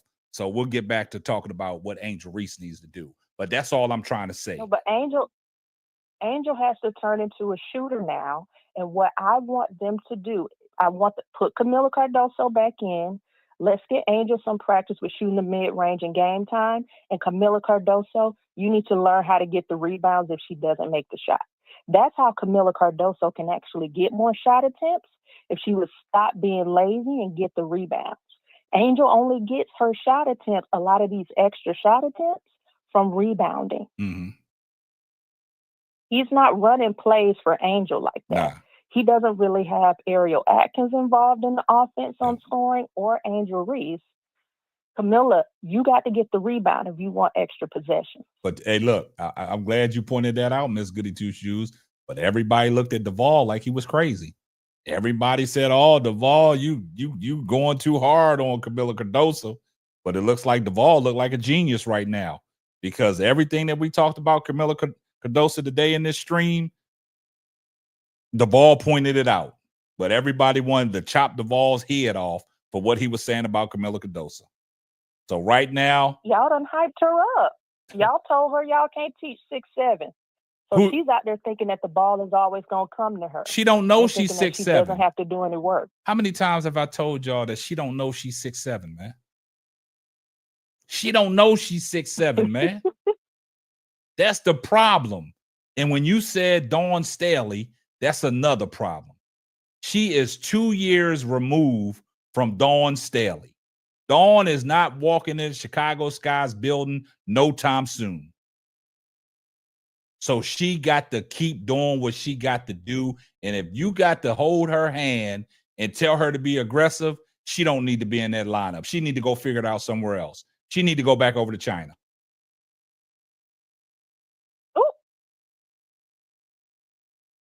It is what it is. It's this is the second year, and we just got to keep it a buck. There's no more sugarcoating nothing on these players. I thought that they would lose the game because they were in Indiana. I already know how those fans are, but we should have been within 7. Oh yeah, it shouldn't have been no blowout. Been within 7. It shouldn't have been no blowout. It was Tyler Marsh's rotations, and also just the vets don't have it in them. They don't know. A lot of the vets are slow. They can't play this fast pace of basketball. At least Angel Reese, Camila Cardoso, and Haley Van Lith have seen the fast-paced style of basketball because they just left the college game. But they just don't have it in them. So I can't keep saying that Kia Nurse should keep putting up all these shots. I can't. She hasn't shown me that she's consistent. So it's a no for me. But you know what? I'd rather get Angel more experience. I'd rather get Haley Van Lith more experience than Rachel Banham shooting all day. You know what's funny, Miss Goody Two Shoes? You know what's funny? Who does Angel Reese have the connection with? She don't have no connection with nobody. Haley Van Lith? That's her connection. That's her lifeline, but she's on the bench. Her connection last year was Kennedy Carter. She don't have that this year. She don't have that 1-2 player where you call a timeout and they hype with each other. Yeah, keep doing what they're doing. We're going to feed off of each other. She don't have that this year. I thought it was going to be the Twin Towers. I thought it was going to be her and Camila Cardoso, but I was mistakenly wrong. And the only problem I had with Ariel Atkins today, she just didn't shoot the ball enough. Because if you look at the percentages, 3 of 6, she was 50%. If you took 6 more shots, the percentage is saying that you're going to hit 3 more. You just didn't shoot the ball enough for me, but you still had double figures. You was 2 of 2 from 3-point land, but you was reluctant to shoot them. You just played too passive for me. And that's the only problem I have with Ariel Atkins. But I don't think Angel Reese has a connection that she is vibing with right now. I think her connection, like you said, is Haley Van Lith, but Haley Van Lith is on the bench. Well, no, I think that Ariel Atkins is trying to be too conciliatory. I think her and Angel are doing that. Both of them are trying to be nice, and they're we're going to pass the ball out. But Ariel Atkins got to get to a point where she says, I'm taking over the game. Mm-hmm. There is no more passing to you, Rachel. There's no more passing to you, Kia. No. So that's what I need to see from Ariel Atkins, and I need to see Angel say no too. And like you said, when she's at the top of the key, that left side for Angel Reese, she seems to hit threes very well from there. So she should just take the shot. Take it. Take it. They need to say no. That's what I want to see. If people are asking, where do we go next? Angel Reese is now a shooter. If we're getting blown out by 30 anyway, Angel Reese should just start getting her body comfortable enough to start taking mid-range and threes. Totally agree. And Ariel Atkins, stop passing that ball and get Michaela Onyenwere off our team. We need a trade package for her. Get her out of here. Trade something. Y'all come up with something. She was on the tread. She was on the treadmill today. She was getting cardio. Get Michaela off of here. This is her 5th year in the league, and I have not seen any development. She's going into her 5th year as a professional. Get her off this team. Yeah. That's it. That's all I got to say, KSAP. Thank you for taking my call. Man, appreciate the love, Miss Goody Two Shoes. Bye. Sorry. Hey, that was a great call, Miss Goody Two Shoes. That was a great call, man. That was a great perspective. She said everything, man. Well spoken. Great call, Miss Goody Two Shoes. Thanks for calling. But yeah, guys, man. I'm gonna wrap this up, man. Oh, we got another caller calling in. Hold on. You on the line with KSAP? Who we got? Well, it's your girl Keisha. Cut the ish. What up, Keisha? And I said to myself, Seth, I'm gonna call this phone and say, well, Duval took a lot of heat for days and days and days. Yes, indeed, he did. And he stood on business. And he did. He stood on business. He wasn't trying to be malicious. He was just trying to let everybody know what he see. And people attacked him for it. Yeah. But KSAP, I think what it is with Camilla, people see so much of the potential. They see the height, they see the girth, they see everything. So they want to believe that that person can activate all them gifts. Keisha, don't do this to me. The Lord, the good Lord has blessed them with. Keisha, please don't do this to me. Please. Please. Please. You know better. You know better. It is game one. Look, I was sitting in the middle of that screen. Remember, I said, look, I see where the ball is coming from. I see it, but I'm hoping she can turn the corner. That play you talking about, I talked about that on my live stream. That play when she went back and forth with Vandersloot and they ran out the clock. What was that, Keisha? How about this? Huh? What was that? Go ahead and talk about it. Keep going. I don't know. You know what I got from that? What's that? She's not ready to be the focal point of this offense. Hell no. Even if she has the potential and the talent to be, but mentally she's not ready to have the team on her back and running through her. Tyler Marshall's going to have to come up with another option because I've said this before. Sometimes Camilla can have a mouse in the house and she will still defer and kick that ball back out when she should just turn and shoot over that little bitty person that's in the paint. That kind of stuff you can't really teach. I mean, either you're ready for the big moment or you're not. And I don't think she's ready. The only person on that team that one thing I can say about these two people I'm about to say, Angel Reese gonna play no matter what happens. Ariel Atkins played no matter what. She just wasn't aggressive enough. That's my only point I have about Ariel Atkins, Keisha. I think me and you feel the same way. A lot of people giving Ariel Atkins grief. I can't do that because she was the only other person in double figures outside of Angel Reese. And my only problem I had with Ariel Atkins, she didn't shoot the ball enough. She did not shoot the ball enough. And sometimes she played very tentative, like she's trying to figure herself out in the offense. If I'm Ariel Atkins, I'm looking at the film and I'm saying to myself, I need to at least get 12 to 15 shots up a game. I got to be aggressive because she got it in her. She was 2 of 2 from 3-point range today. I like what she did on defense, but she just wasn't aggressive enough for me. Go ahead. And that might be because they make the trip part about this, and this is on Tyler Marsh. If that plan to run the offense through Camilla is not working, you tell me, KSAP, what's the next plan? Man, you got to because I didn't see it. There was no backup plan. What are they supposed to? What was the backup plan? Are you supposed to run it through Ariel Atkins after that plan don't work? There wasn't I don't think Tyler Marsh had a backup plan from what I saw in game one. I don't think he had a backup plan. And that intel goes to coaching because you can see clearly Camilla was not willing to step up. She got a foul. The first 30 seconds of the game? Yeah. So when you see all of this unfolding, Tyler Marsh, you don't have a backup plan. You don't say, "Look, Ariel Atkins is an all-star. Let's maybe run it through her, and let her kind work off Sloot? Yeah. No. Take Sloot out the equation for today's game.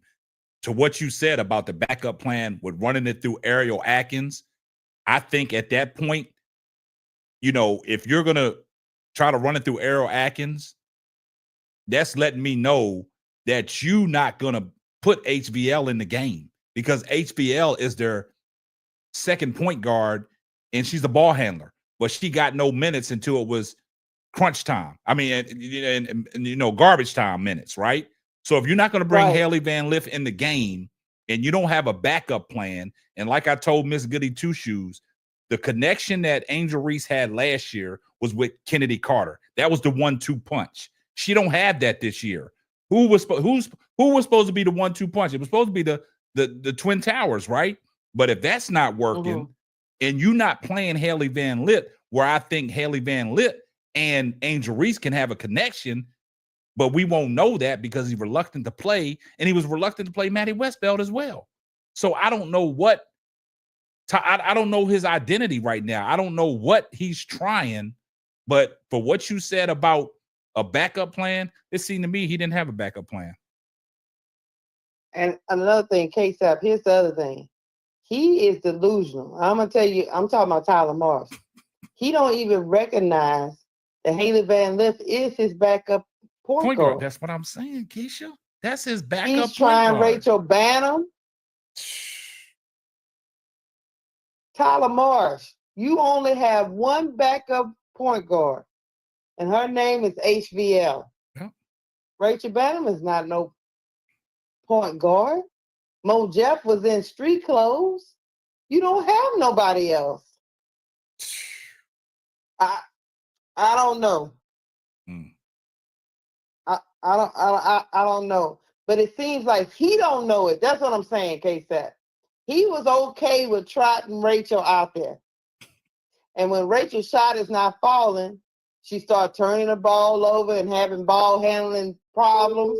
And then it goes from shit to sugar real quick when she started doing that, because she's not consistent. Everybody and their mama knows she's not consistent. So I don't know what you actually are looking at. Did he watch the preseason? Or did he just go off of that one good game she had when she came in for about 7-8 minutes and lit it up? Rachel Banner can give you that every 4-5 games, but that's not going to be consistent. So I don't know why. And I told Duvall this while we were live. Duvall was like, well, maybe he just don't trust the rookies in this situation. I say, but Duvall, they up by 30 in like the beginning of the fourth quarter. Why not see what HVL and Maddie Westbeld got? Yeah. Why are we still running around here acting? You're going to have to throw them in there because you don't have nothing else. And I will say this. Okay. We got to talk, K-Sap. I need your expertise. Kia Nurse or Rebecca Allen? Which one? I'm going with Rebecca Allen to start the game. Okay. And the only reason why I said that, Rebecca Allen came off the bench in the first half. She kept the game close with the 2 3-pointers that she hit. She kept the game close, right? Kia Nurse, that bonehead possession at the end of the half where she gave Caitlin Clark that 3 on defense, where she had her guarded and looked away and let Caitlin Clark sidestep to the left to get the shot off. That was a bad possession. But to start the game off with Kia Nurse, I don't think Kia Nurse really gave us anything from the start. I mean, when Rebecca Allen came in the game, it was almost a nip and tuck game in the first quarter, going into the, midway into the second quarter, until Tyler Marsh did the unthinkable by putting Carmela Cardoso and Angel Reese on the bench at the same time and left them on the bench for the last 3 minutes of the second quarter. No, that cannot happen. He has to stagger them out. He can't take both of them out at the same time. And the reason why he has to know this, right? Yeah. But the reason why I say about Kia Nurse, Kia Nurse played 20 minutes. She gave you 4 points. She was 2 of 8 from the field. She didn't give you no rebounds. She gave you 1 assist. Rebecca Allen came off the bench in 19 minutes and gave you 7 points. She had 3 rebounds and 1 assist and 1 steal. I mean, you and I'm not. No, I said this earlier about E. Will coming off the bench. I was pretty much. Didn't look good. She didn't look good, but I wasn't mad at her play coming off of an injury, trying to get her feet wet. Right. But Mm-hmm. you said everything that I said that is key. Hailey Van Lith is your backup point guard. And you're not going to your backup point guard when Courtney Vandersloot at the age 36 looked like she was 40 today. Like ADP said, it looked like she's been up all night with the new baby. She looked terrible. She gave you 4 points in 29 minutes, 2 of 9 from the field. She couldn't even get downhill, which I thought Courtney Vandersloot could do, get into the teeth of the defense and cause confusion and get it to her players in spots. Chicago Sky had nothing going toward the basket outside of Angel Reese when she got the ball at the top of the key, decided to make a move to go in there and get what she had to get. But outside of that, everything was pull-up jumpers to three-pointers. Keisha, they shot 6 of 27 from three-point range. They shot a total of 23 from 79 from the field. They chunked that bitch up for 29%, 22% from the goddamn three-point line. And then you go to the free throw line and you shoot 50% as a team. You ain't going to beat nobody. And if you ask me, you know, Indiana didn't even shoot the ball from three-point range well. They shot it at 7 for 21. And they was 16 to 25 from the free throw line. But that's the system he wants to run. He wants to run where he wants to run a system where everybody can shoot threes. But the problem with when the three is not falling, you live by the three, you die by the three. When the three is not falling, you have to do something else. That's what I'm saying. But the problem with the players he have on this team, though, KSAP, is nobody can do something else except Angel Reese, Atkins, and Cardoso. Cardoso don't really shoot threes, but what I'm saying is they can't get downhill. The only people who can get downhill is Angel Reese and Atkins. I don't know why she wouldn't drive. She needs to drive it more. That's what I'm saying. That's the only knock I have on Atkins for the day. But I think if Hailey Van Lith would have got in there in meaningful minutes, I think Hailey Van Lith would have got downhill. And everybody keeps going with this notion about, you know, Caitlin Clark did this to Hailey Van Lith. That shit was in college, guys. That was in college. Hailey Van Lith is in the WNBA now. She's a grown woman. She got international experience. You learn from that. If y'all still hell-bent over what Caitlin Clark did to Hailey Van Lith in college, keep that same energy from what Angel Reese did to Caitlin Clark in college. Keep that same energy. Mm-hmm. See, that's what I'm talking about. Everybody wants to spin it. And everybody, when we talk about Hailey Van Lith, oh, you bring Hailey Van Lith in. You saw what Caitlin Clark did to her. And that's college ball. This is the WNBA. It's time to get your get back. My last thing was, KSAP, I thought Tyler March was going to not take Camila Cardoso and Angel Reese off the floor at the same time. I thought he was going to stagger them out, maybe pull out Angel Reese and then put in Maddie Westbell. I thought that was supposed to be Angel Reese's backup. I thought Maddie Westbell was going to be her backup. Look, Tyler Marsh running around there. Sometimes he got Michaela Onyenwere as the backup. Sometimes he got, I don't know, I think I've seen a little Rebecca Allen play it too. Man, look, Keisha, I can't believe you said Michaela Onyenwere. I can't believe you said. Yeah, I know she played a little bit of the forward. I know it's game one, but what I saw from Michaela Onyenwere, and that was supposed to be Tyler Marsh's project to groom her to be the Jackie Young of the team. Go say it. I ain't saying nothing. Y'all saw it. I don't have to say nothing. I mean, yeah, I seen her play a little bit of four. You know, but what was she doing playing the four though? Nothing. That's what I'm telling you. But in fairness to her, she's not big enough to play no four. Faz, you gotta stop that about Michaela Onyeawede. You talking about she'll be fine. Okay, that's your opinion. But you say she will be fine, but what do you say about Camila Cardoso? I've seen you in the chat talking about Camila Cardoso soft. So I can say the same thing, that Camila Cardoso going to be fine. But what I saw from Michaela Onyeawede today was typically not somebody that belonged on the floor as much as she did, playing as much minutes as she did, 17 minutes off the bench, and gave you 0, gave you 1 rebound. She shot 0 of 7 from the field, 0 of 2 from the three-point range. I could do that sitting here talking to y'all on the podcast. Well, Mo3 said she too little for the 4 and she too slow for the 3. What do you do with her? See, that's the difference. I'm glad Tulip Play brought that out. It's year 4 for Michaela Onyeawede. It's year 2 for Camila Cardoso. It's year 4 for somebody in year 4, and you go out there and you can't scratch. She had many points as me and you had today. 0. Think about it that way.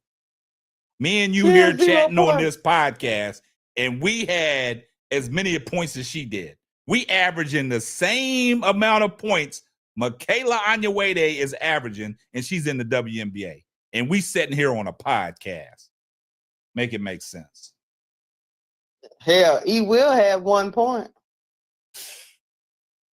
Like I said, Keisha, outside of Angel Reese and Atkins, Angel Reese led the scoring with 12, 17 boards. Ariel Atkins was the only other Sky player in double figures, Keisha. And everybody's giving Ariel Atkins grief, but they won't want to give nobody else grief. And Ariel Atkins had 11 points. When she did shoot the ball, she was effective, but she just didn't shoot the ball enough. She just didn't get to the basket enough. We know she got them capabilities, but she just didn't do it. But she still had 11 points. Tyler Marsh is in his feelings. His only backup, not even Mo Jeff, his only backup at the point guard position is HVL. Yeah. Tyler Marsh, clip it. I'm sorry. I don't know if your assistants didn't told you. Your only backup is HBL.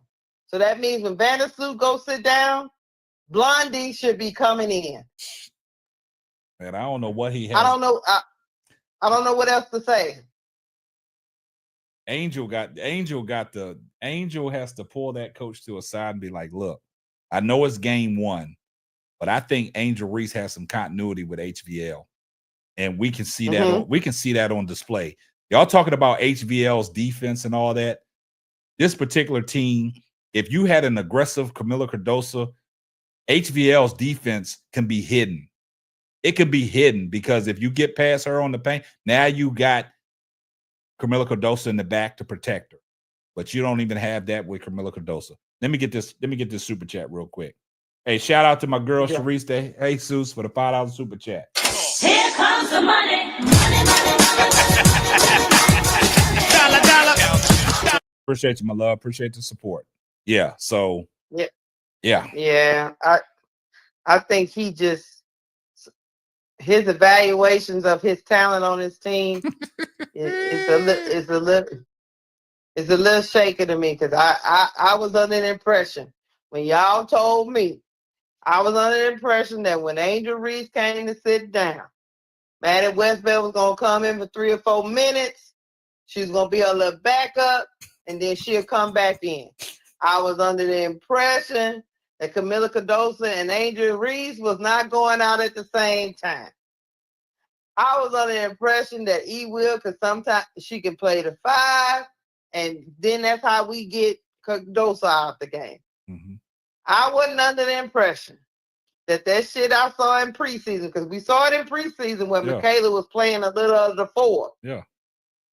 And he carried that on to the regular season. So I don't know what he think Michaela can do. But that's making her look worse than what she is. Let's be honest. So let me get this super chat real quick. Hey, shout out to NT Wada Miller for the $10 super chat. Here comes the money.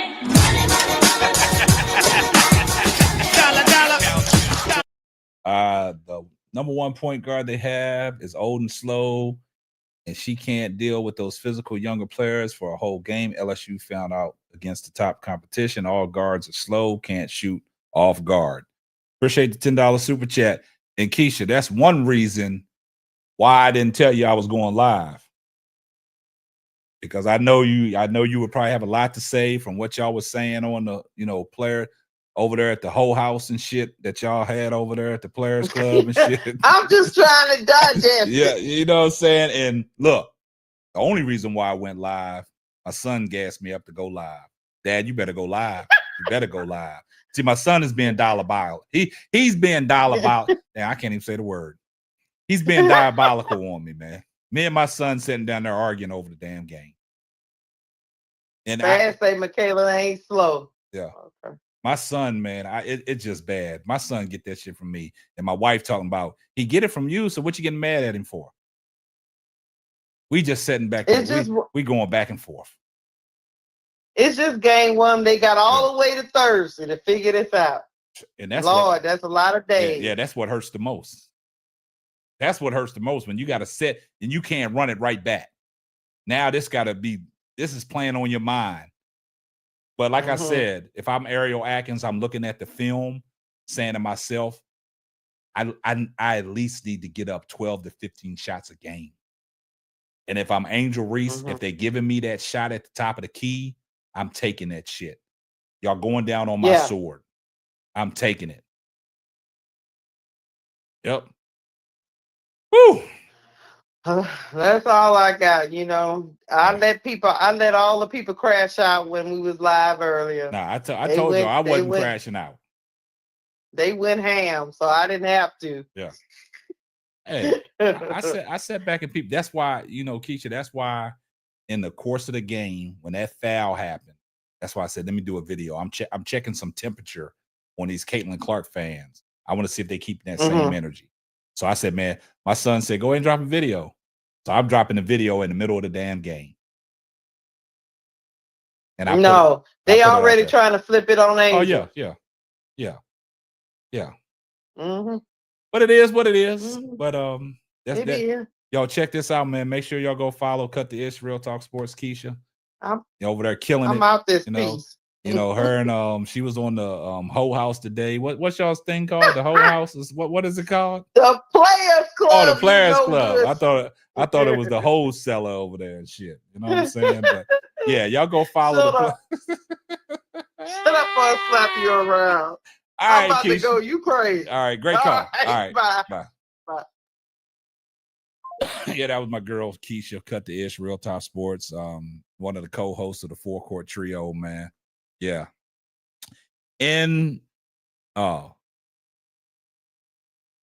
Got you. Okay, got you. Appreciate that.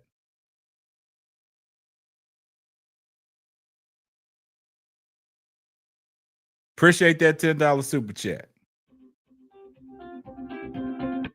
You on the line with K-Sap? Who we got? Hey, this is Ronnie. What's up, Ronnie? Yeah, just calling back from last night. What's going on? I said I was worried about Angel. I see what they're going to do to Angel. Take everybody else out of the game and make her do it herself. Yeah, that's basically what you're coming to the conclusion, saying Angel had to do it all. Where was everybody? No, I'm just saying, not you. I'm just saying, if the people that didn't watch the game and you look at the box score from what you just said, that's what people would think. Well, damn, Angel had to do everything by herself. Well, watching the game, I didn't know who was on the court but Angel. Yeah, it was sad today, Ronnie. We talked about it last night.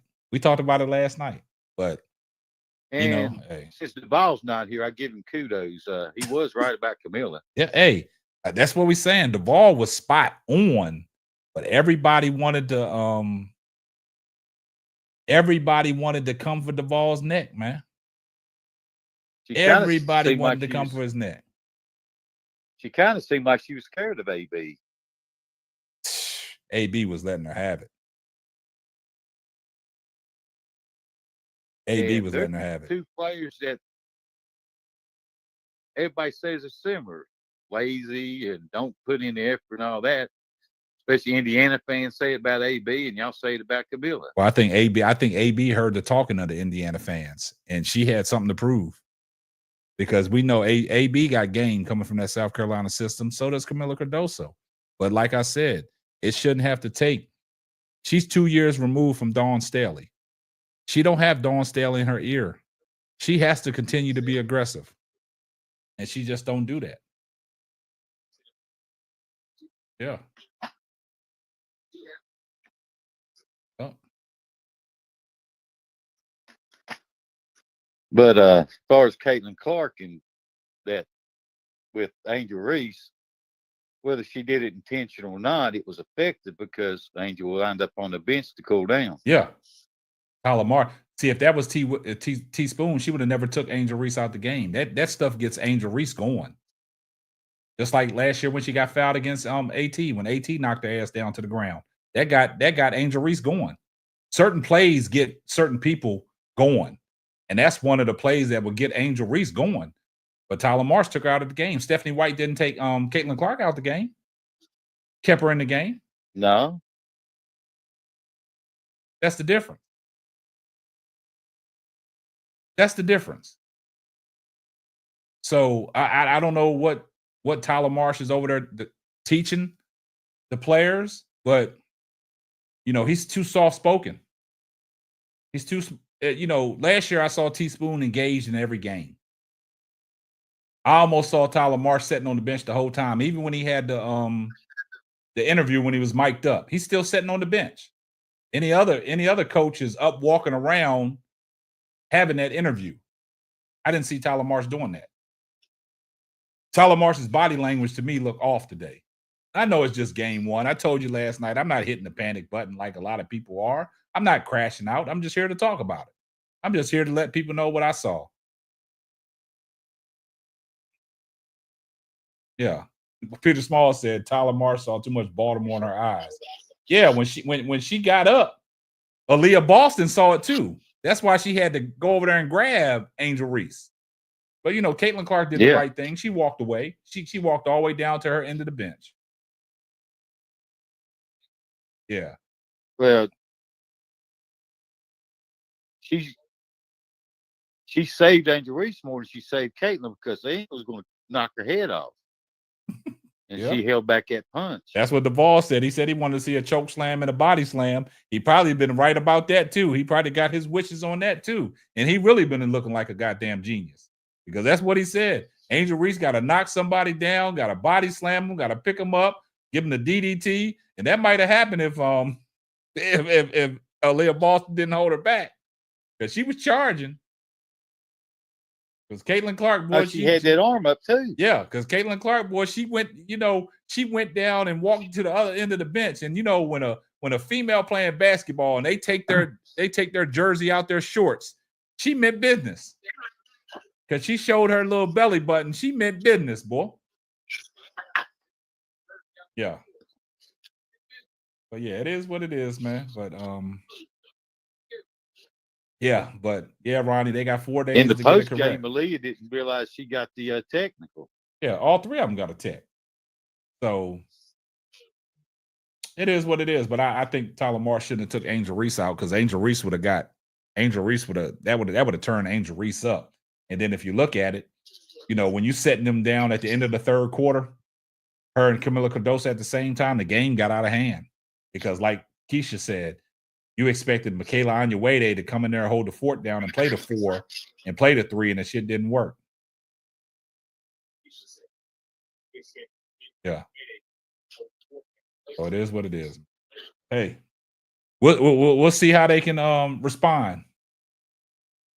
See how they can respond, man. But they got to wait 4 days because their next challenge is the New York Liberty, defending champs. We'll see what they can do.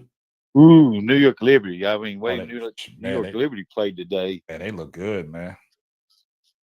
They look good.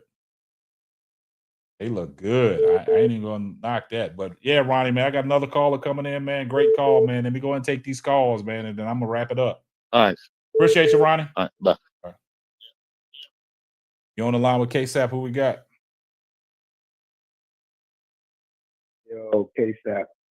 What's up? It's Mo 3. I hear that voice. Let's talk. What's up, my brother? Chilling. Hey man, I'm at first I was gonna press the panic button, but I ain't gonna press the panic button yet. However, my hand is firmly placed on the panic button.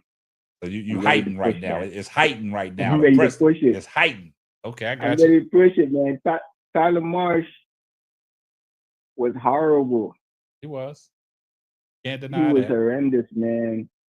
Like the players were bad, but the majority of the reasons why they were bad was down to Tyler Marsh's horrible coaching. Like that Rachel Banham stuff, he should have nipped that in the bud. How the heck does he let her keep coming? It was 4 possessions that either she got the rebound or somebody got the rebound and gave it to her. She ran down the court and just jacked up a 3. Yep.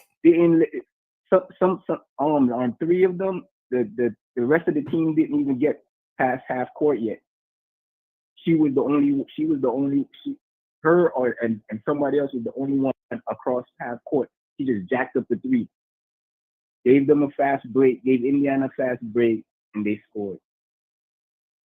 He should have stopped that. He didn't stop that.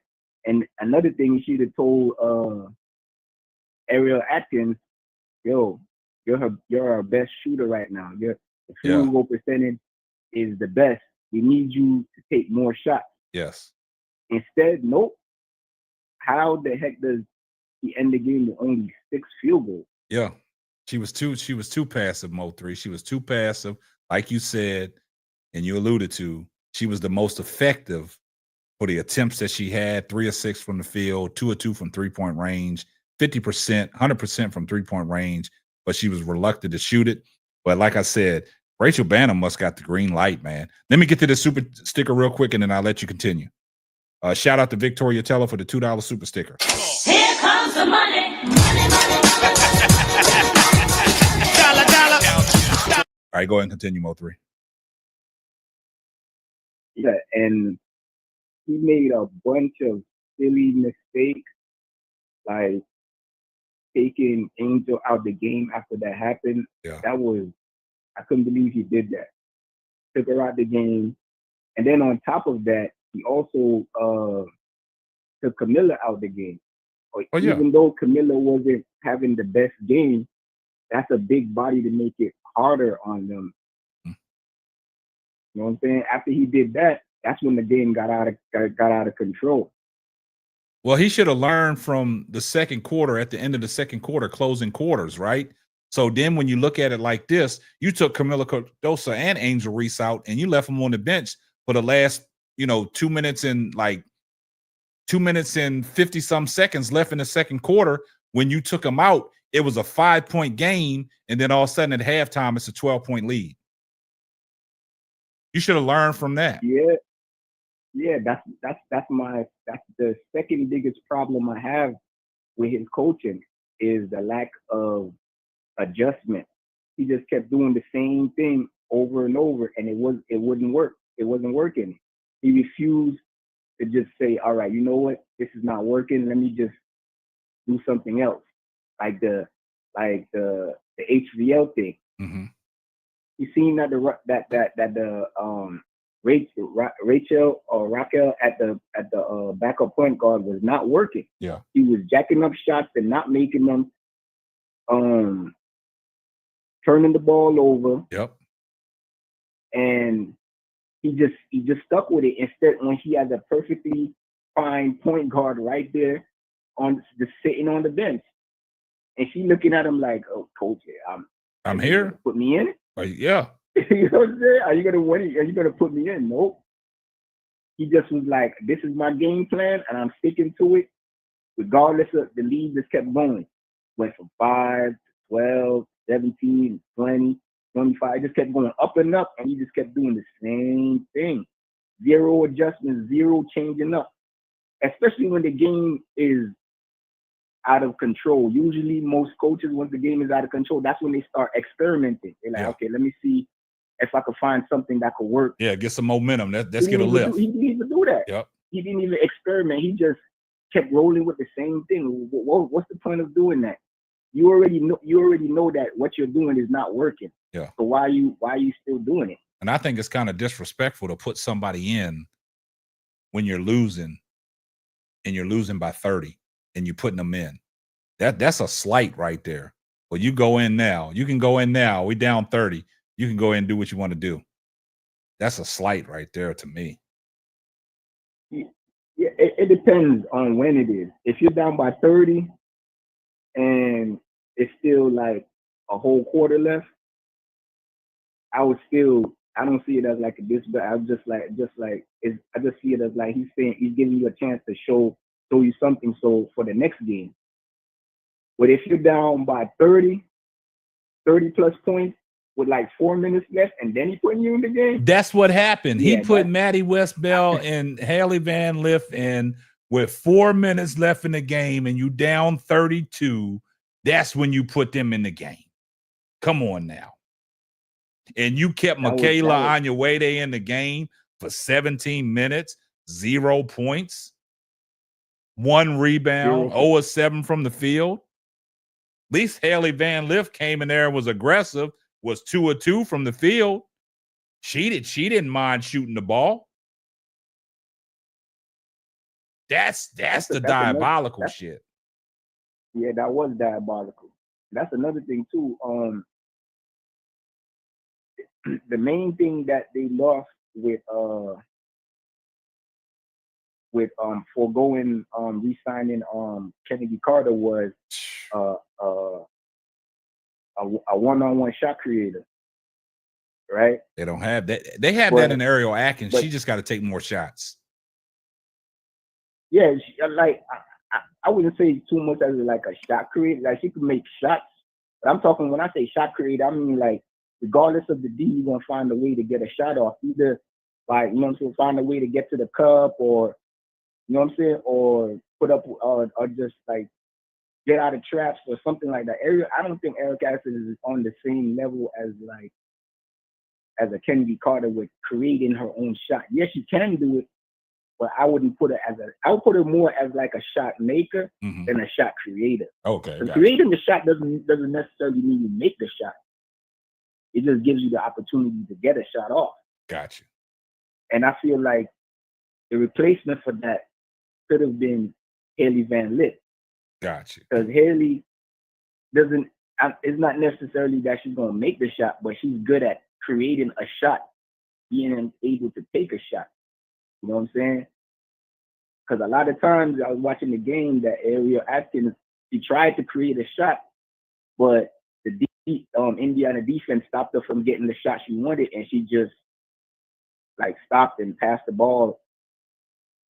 But like somebody like Haley Van Lith or like or Kennedy Carter, they would have found a way to get that shot off. Gotcha. Yeah, that's a great take, Mo3. I mean, you like listening to you ever since you came to this platform. All your takes are great. You got great opinions, man. You got a great feel for what you see and how to, really come in and talk about it. You do an excellent job of doing that, man. So we always appreciate that. We always appreciate the knowledge that you bring to the platform when you do come up on the panel or call in on the phone lines. Like I said, some people just know how to keep it a buck. A lot of people don't know how to keep it a buck. A lot of people do a lot of sugarcoating and don't want to really tell you how they feel about certain people. But hey, this is year 2, guys.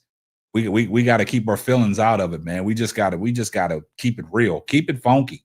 You know what I'm saying? You might not like what I say, or might not like the comments, or the opinions that we have, but it's just real. And I keeps going back to what Duvall said. Y'all tried to crash Duvall's head off for what he said about Kamilla Cardoso, but Kamilla Cardoso made Duvall looked like Astradamus today. So, yeah, I respect that though, Mo3. All right, man. Hey, great call, my brother. Friday calling thing, man. This is the first time I called in. I was like, let me try it. Yeah. Hey, great call, man. All right. All right, my brother. Peace. Another great call from another good caller. That was Mo3. That was perfect. He said everything that basically we've been talking about. And, you know, like I said, you got a lot of people that would agree with you, a lot of people that disagree with you, but yeah, Tulip, I know you and Duvall agree with each other. You know, I've been here, I'm on the streams. I know what be said. I know what be said. But y'all try, but the people in the chat, they was coming for Duvall. They was trying to take Duvall's head off. They tried to take Duvall's head off of his comments, man. They wanted to kick Duvall off the show for his comments about Camila Cardoso. Y'all remember that, right? Put a 1 in the chat if y'all remember how people wanted to kick Duvall off the panel for his, chats about Camila Cardoso.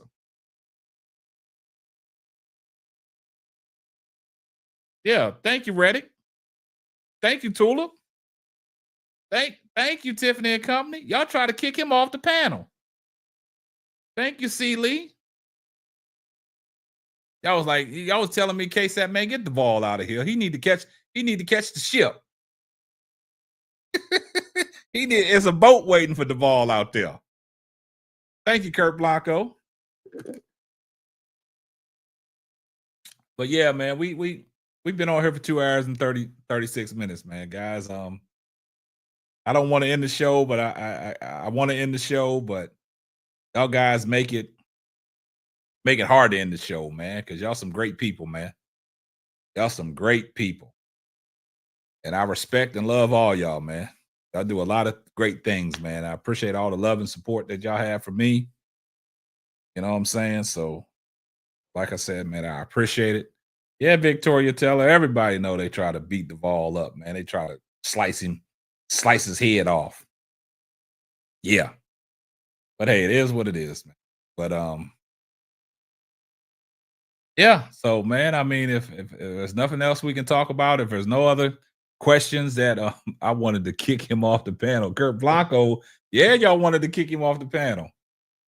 So if there's nothing else that y'all guys want to talk about, man, we can shut down. If you have any questions for me, man, ask me now in the chat and we'll get to it. But other than that,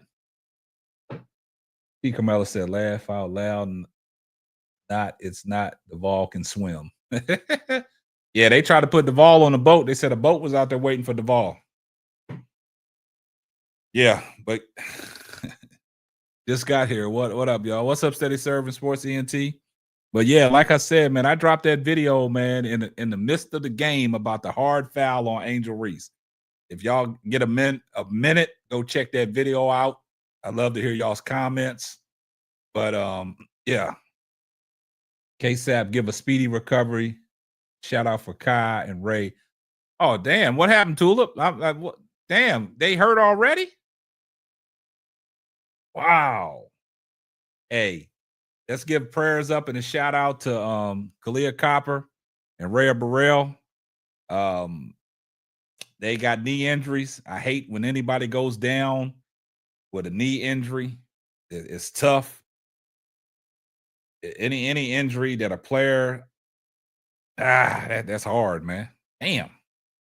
Kai out for 4 weeks and Ray out for 2. Damn. Woo.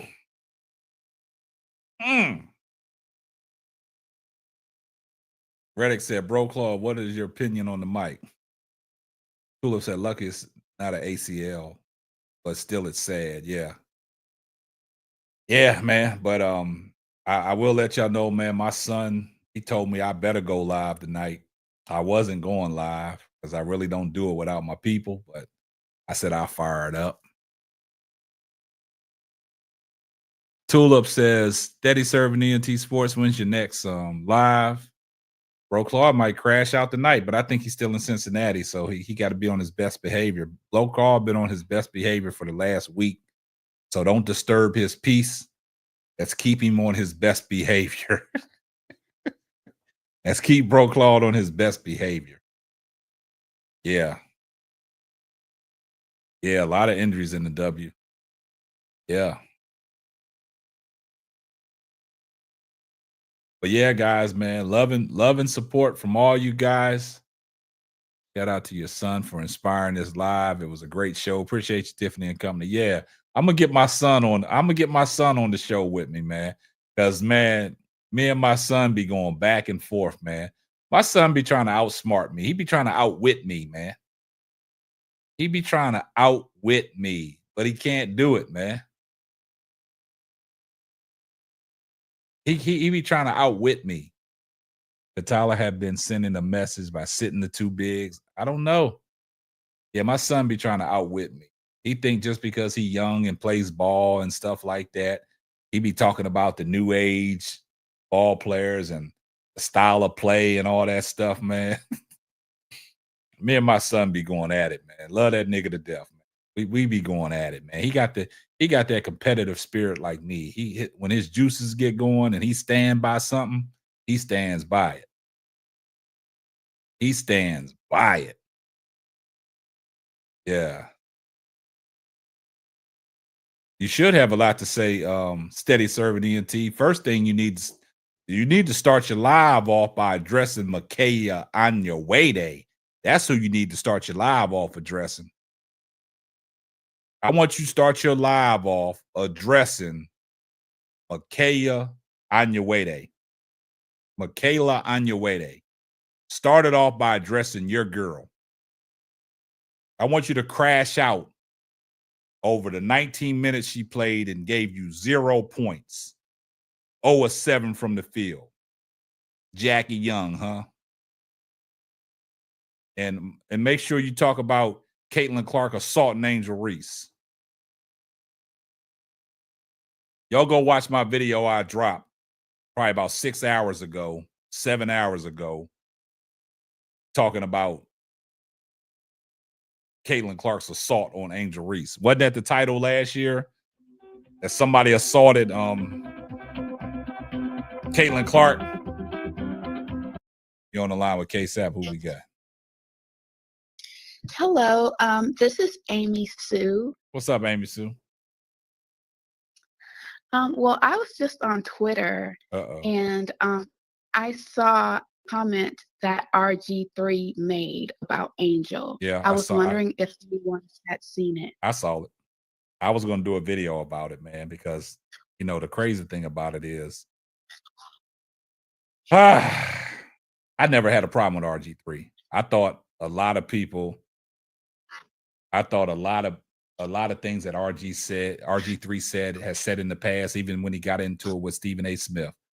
And Stephen A. Smith tried to slander him, and RG3 stood up for himself. I see a lot of things that RG3 says is fair and valid, but this one right here was way off when he said about that is hate. That is real hate. And I'm surprised that he went that far when he saw Angel Reese getting assaulted by Caitlin Clark, and your natural instinct kicks in and you want to go at a player. We've seen that in all hard fouls, how people react and get up off the floor when you get knocked down. Your first initial reaction is to charge that player. And for RG3 says, I saw the hate in her eyes and she really hates Caitlin Clark. That was diabolical. And somebody let RG3 have it. I'm glad they did because like I didn't know how much hate Angel was actually receiving until I actually followed her on social media, and now I see it and it is horrible.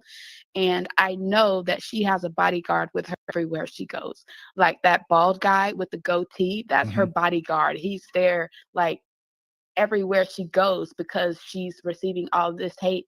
And RG3 is inciting more hate. Yeah. And you know where that stemmed from? That goes back to last year when her and her mother was getting them death threats, and her mother was receiving hate mail addressed to their address. Somebody was sending stuff to their address.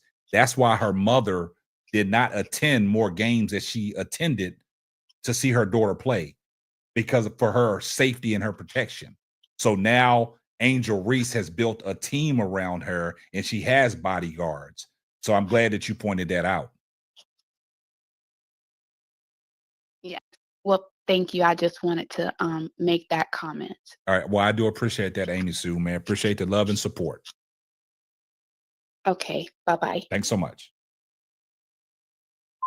See, there you have it. We're not the only ones that are seeing this stuff. You got people that's in the community and it's in the chat. Because, guys, I don't be on Twitter. I don't be on Twitter X. That's one platform that I very seldom be on. You know, I have my poster reposting my videos that I do on Twitter. I don't have conversations on Twitter or anything like that. I'm not on Twitter X like that. I have, people, telling me what's going on Twitter and things like that. But, that RG3 thing right there, that kind of, I'm going to do a whole video about that, man, because I got a lot to say on that. I could do a whole live on that, but, I'm going to shut this live down. I'll probably come back and do a live tomorrow talking about it because that was egregious from what RG3 said, man. I can't even believe he said that, man. I can't even agree with anything that RG3 said. And for those who don't know what RG3 said, let me read you what RG3 said. RG3 said, after watching Caitlin Clark's flagrant foul on Angel Reese and the aftermath, there is no way Angel Reese can continue the lie that she doesn't like Caitlin Clark. I know what hatred looks like. Angel Reese hates, and that's in capital letters, hates Caitlin Clark. Not some basketball rivalry hate either. Hate. Man, they are going at RG3's neck. They about to cancel RG3. It is crazy. But all you got, hey, it is what it is, but all you got to do is look at who RG3's married to. And that's why he came out with that statement. That's all you got to listen to. That's all you got to frame it up to. When they show you who they are, believe them. And RG3 just really showed you who he was. Unbelievable to make a statement like that, man. After everything that Angel Reese endures, and for you to go and advertise that, to keep spewing that narrative on, is diabolical. Barbershop Talk said KSAP laughing. Yeah, I mean, because it's real, Barbershop Talk. You know what I'm saying is real talk. All you got to do is look at who he's married to. All you got to do is look at that, man. He's showing you who he really is, but I really never had a problem with RG3. And for him to say this, he way out of bounds, man.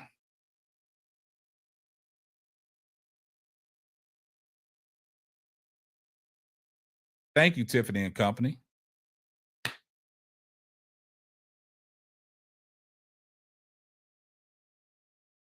Chinook, what's up, my brother? Chinook, my brother in the building. Exactly, Chinook. RG3 is repeating narratives that are programmed out by CC fanatics. And them CC fanatics are loving what RG3 says. That's another narrative that people have tried to put to bed. And Angel Reese has come out publicly and said she has no problem with Caitlin Clark. And then all of a sudden, RG3's telling Angel Reese, stop lying to yourself. Stop fooling yourself because you're not fooling me. You straight out hate Caitlin Clark. He is just keeping this narrative going. Hog Boss said he married a German Shepherd. That's the problem, man. This is the new start of the WNBA, and we still dealing with this same bullshit that we dealt with last year. It's crazy. It is crazy work. It's diabolical. But guys, I love y'all. Appreciate all the support. Appreciate you rocking with me for the last 2.5 hours. You could have been anywhere in the world or doing anything, but y'all chose to be here with your boy K-Sap from the Simply Ball Dropping Podcast. And I do appreciate everybody's support. And guys, that's going to wrap up another episode of the Simply Ball Dropping Podcast. I'm your host and the man behind the mic, K-Sap. Oh, yeah. Just in case I forgot, tell a friend to tell a friend. It might not be for you, but it might be for them. And if this is your first time coming across this channel and this platform, do me a favor. Hit the subscribe button. Turn your post notifications on. So, you know, every time Simply Ball drops another hot banger. And shout out to my man, Brandon Sleep, always supporting the channel. Here comes the money.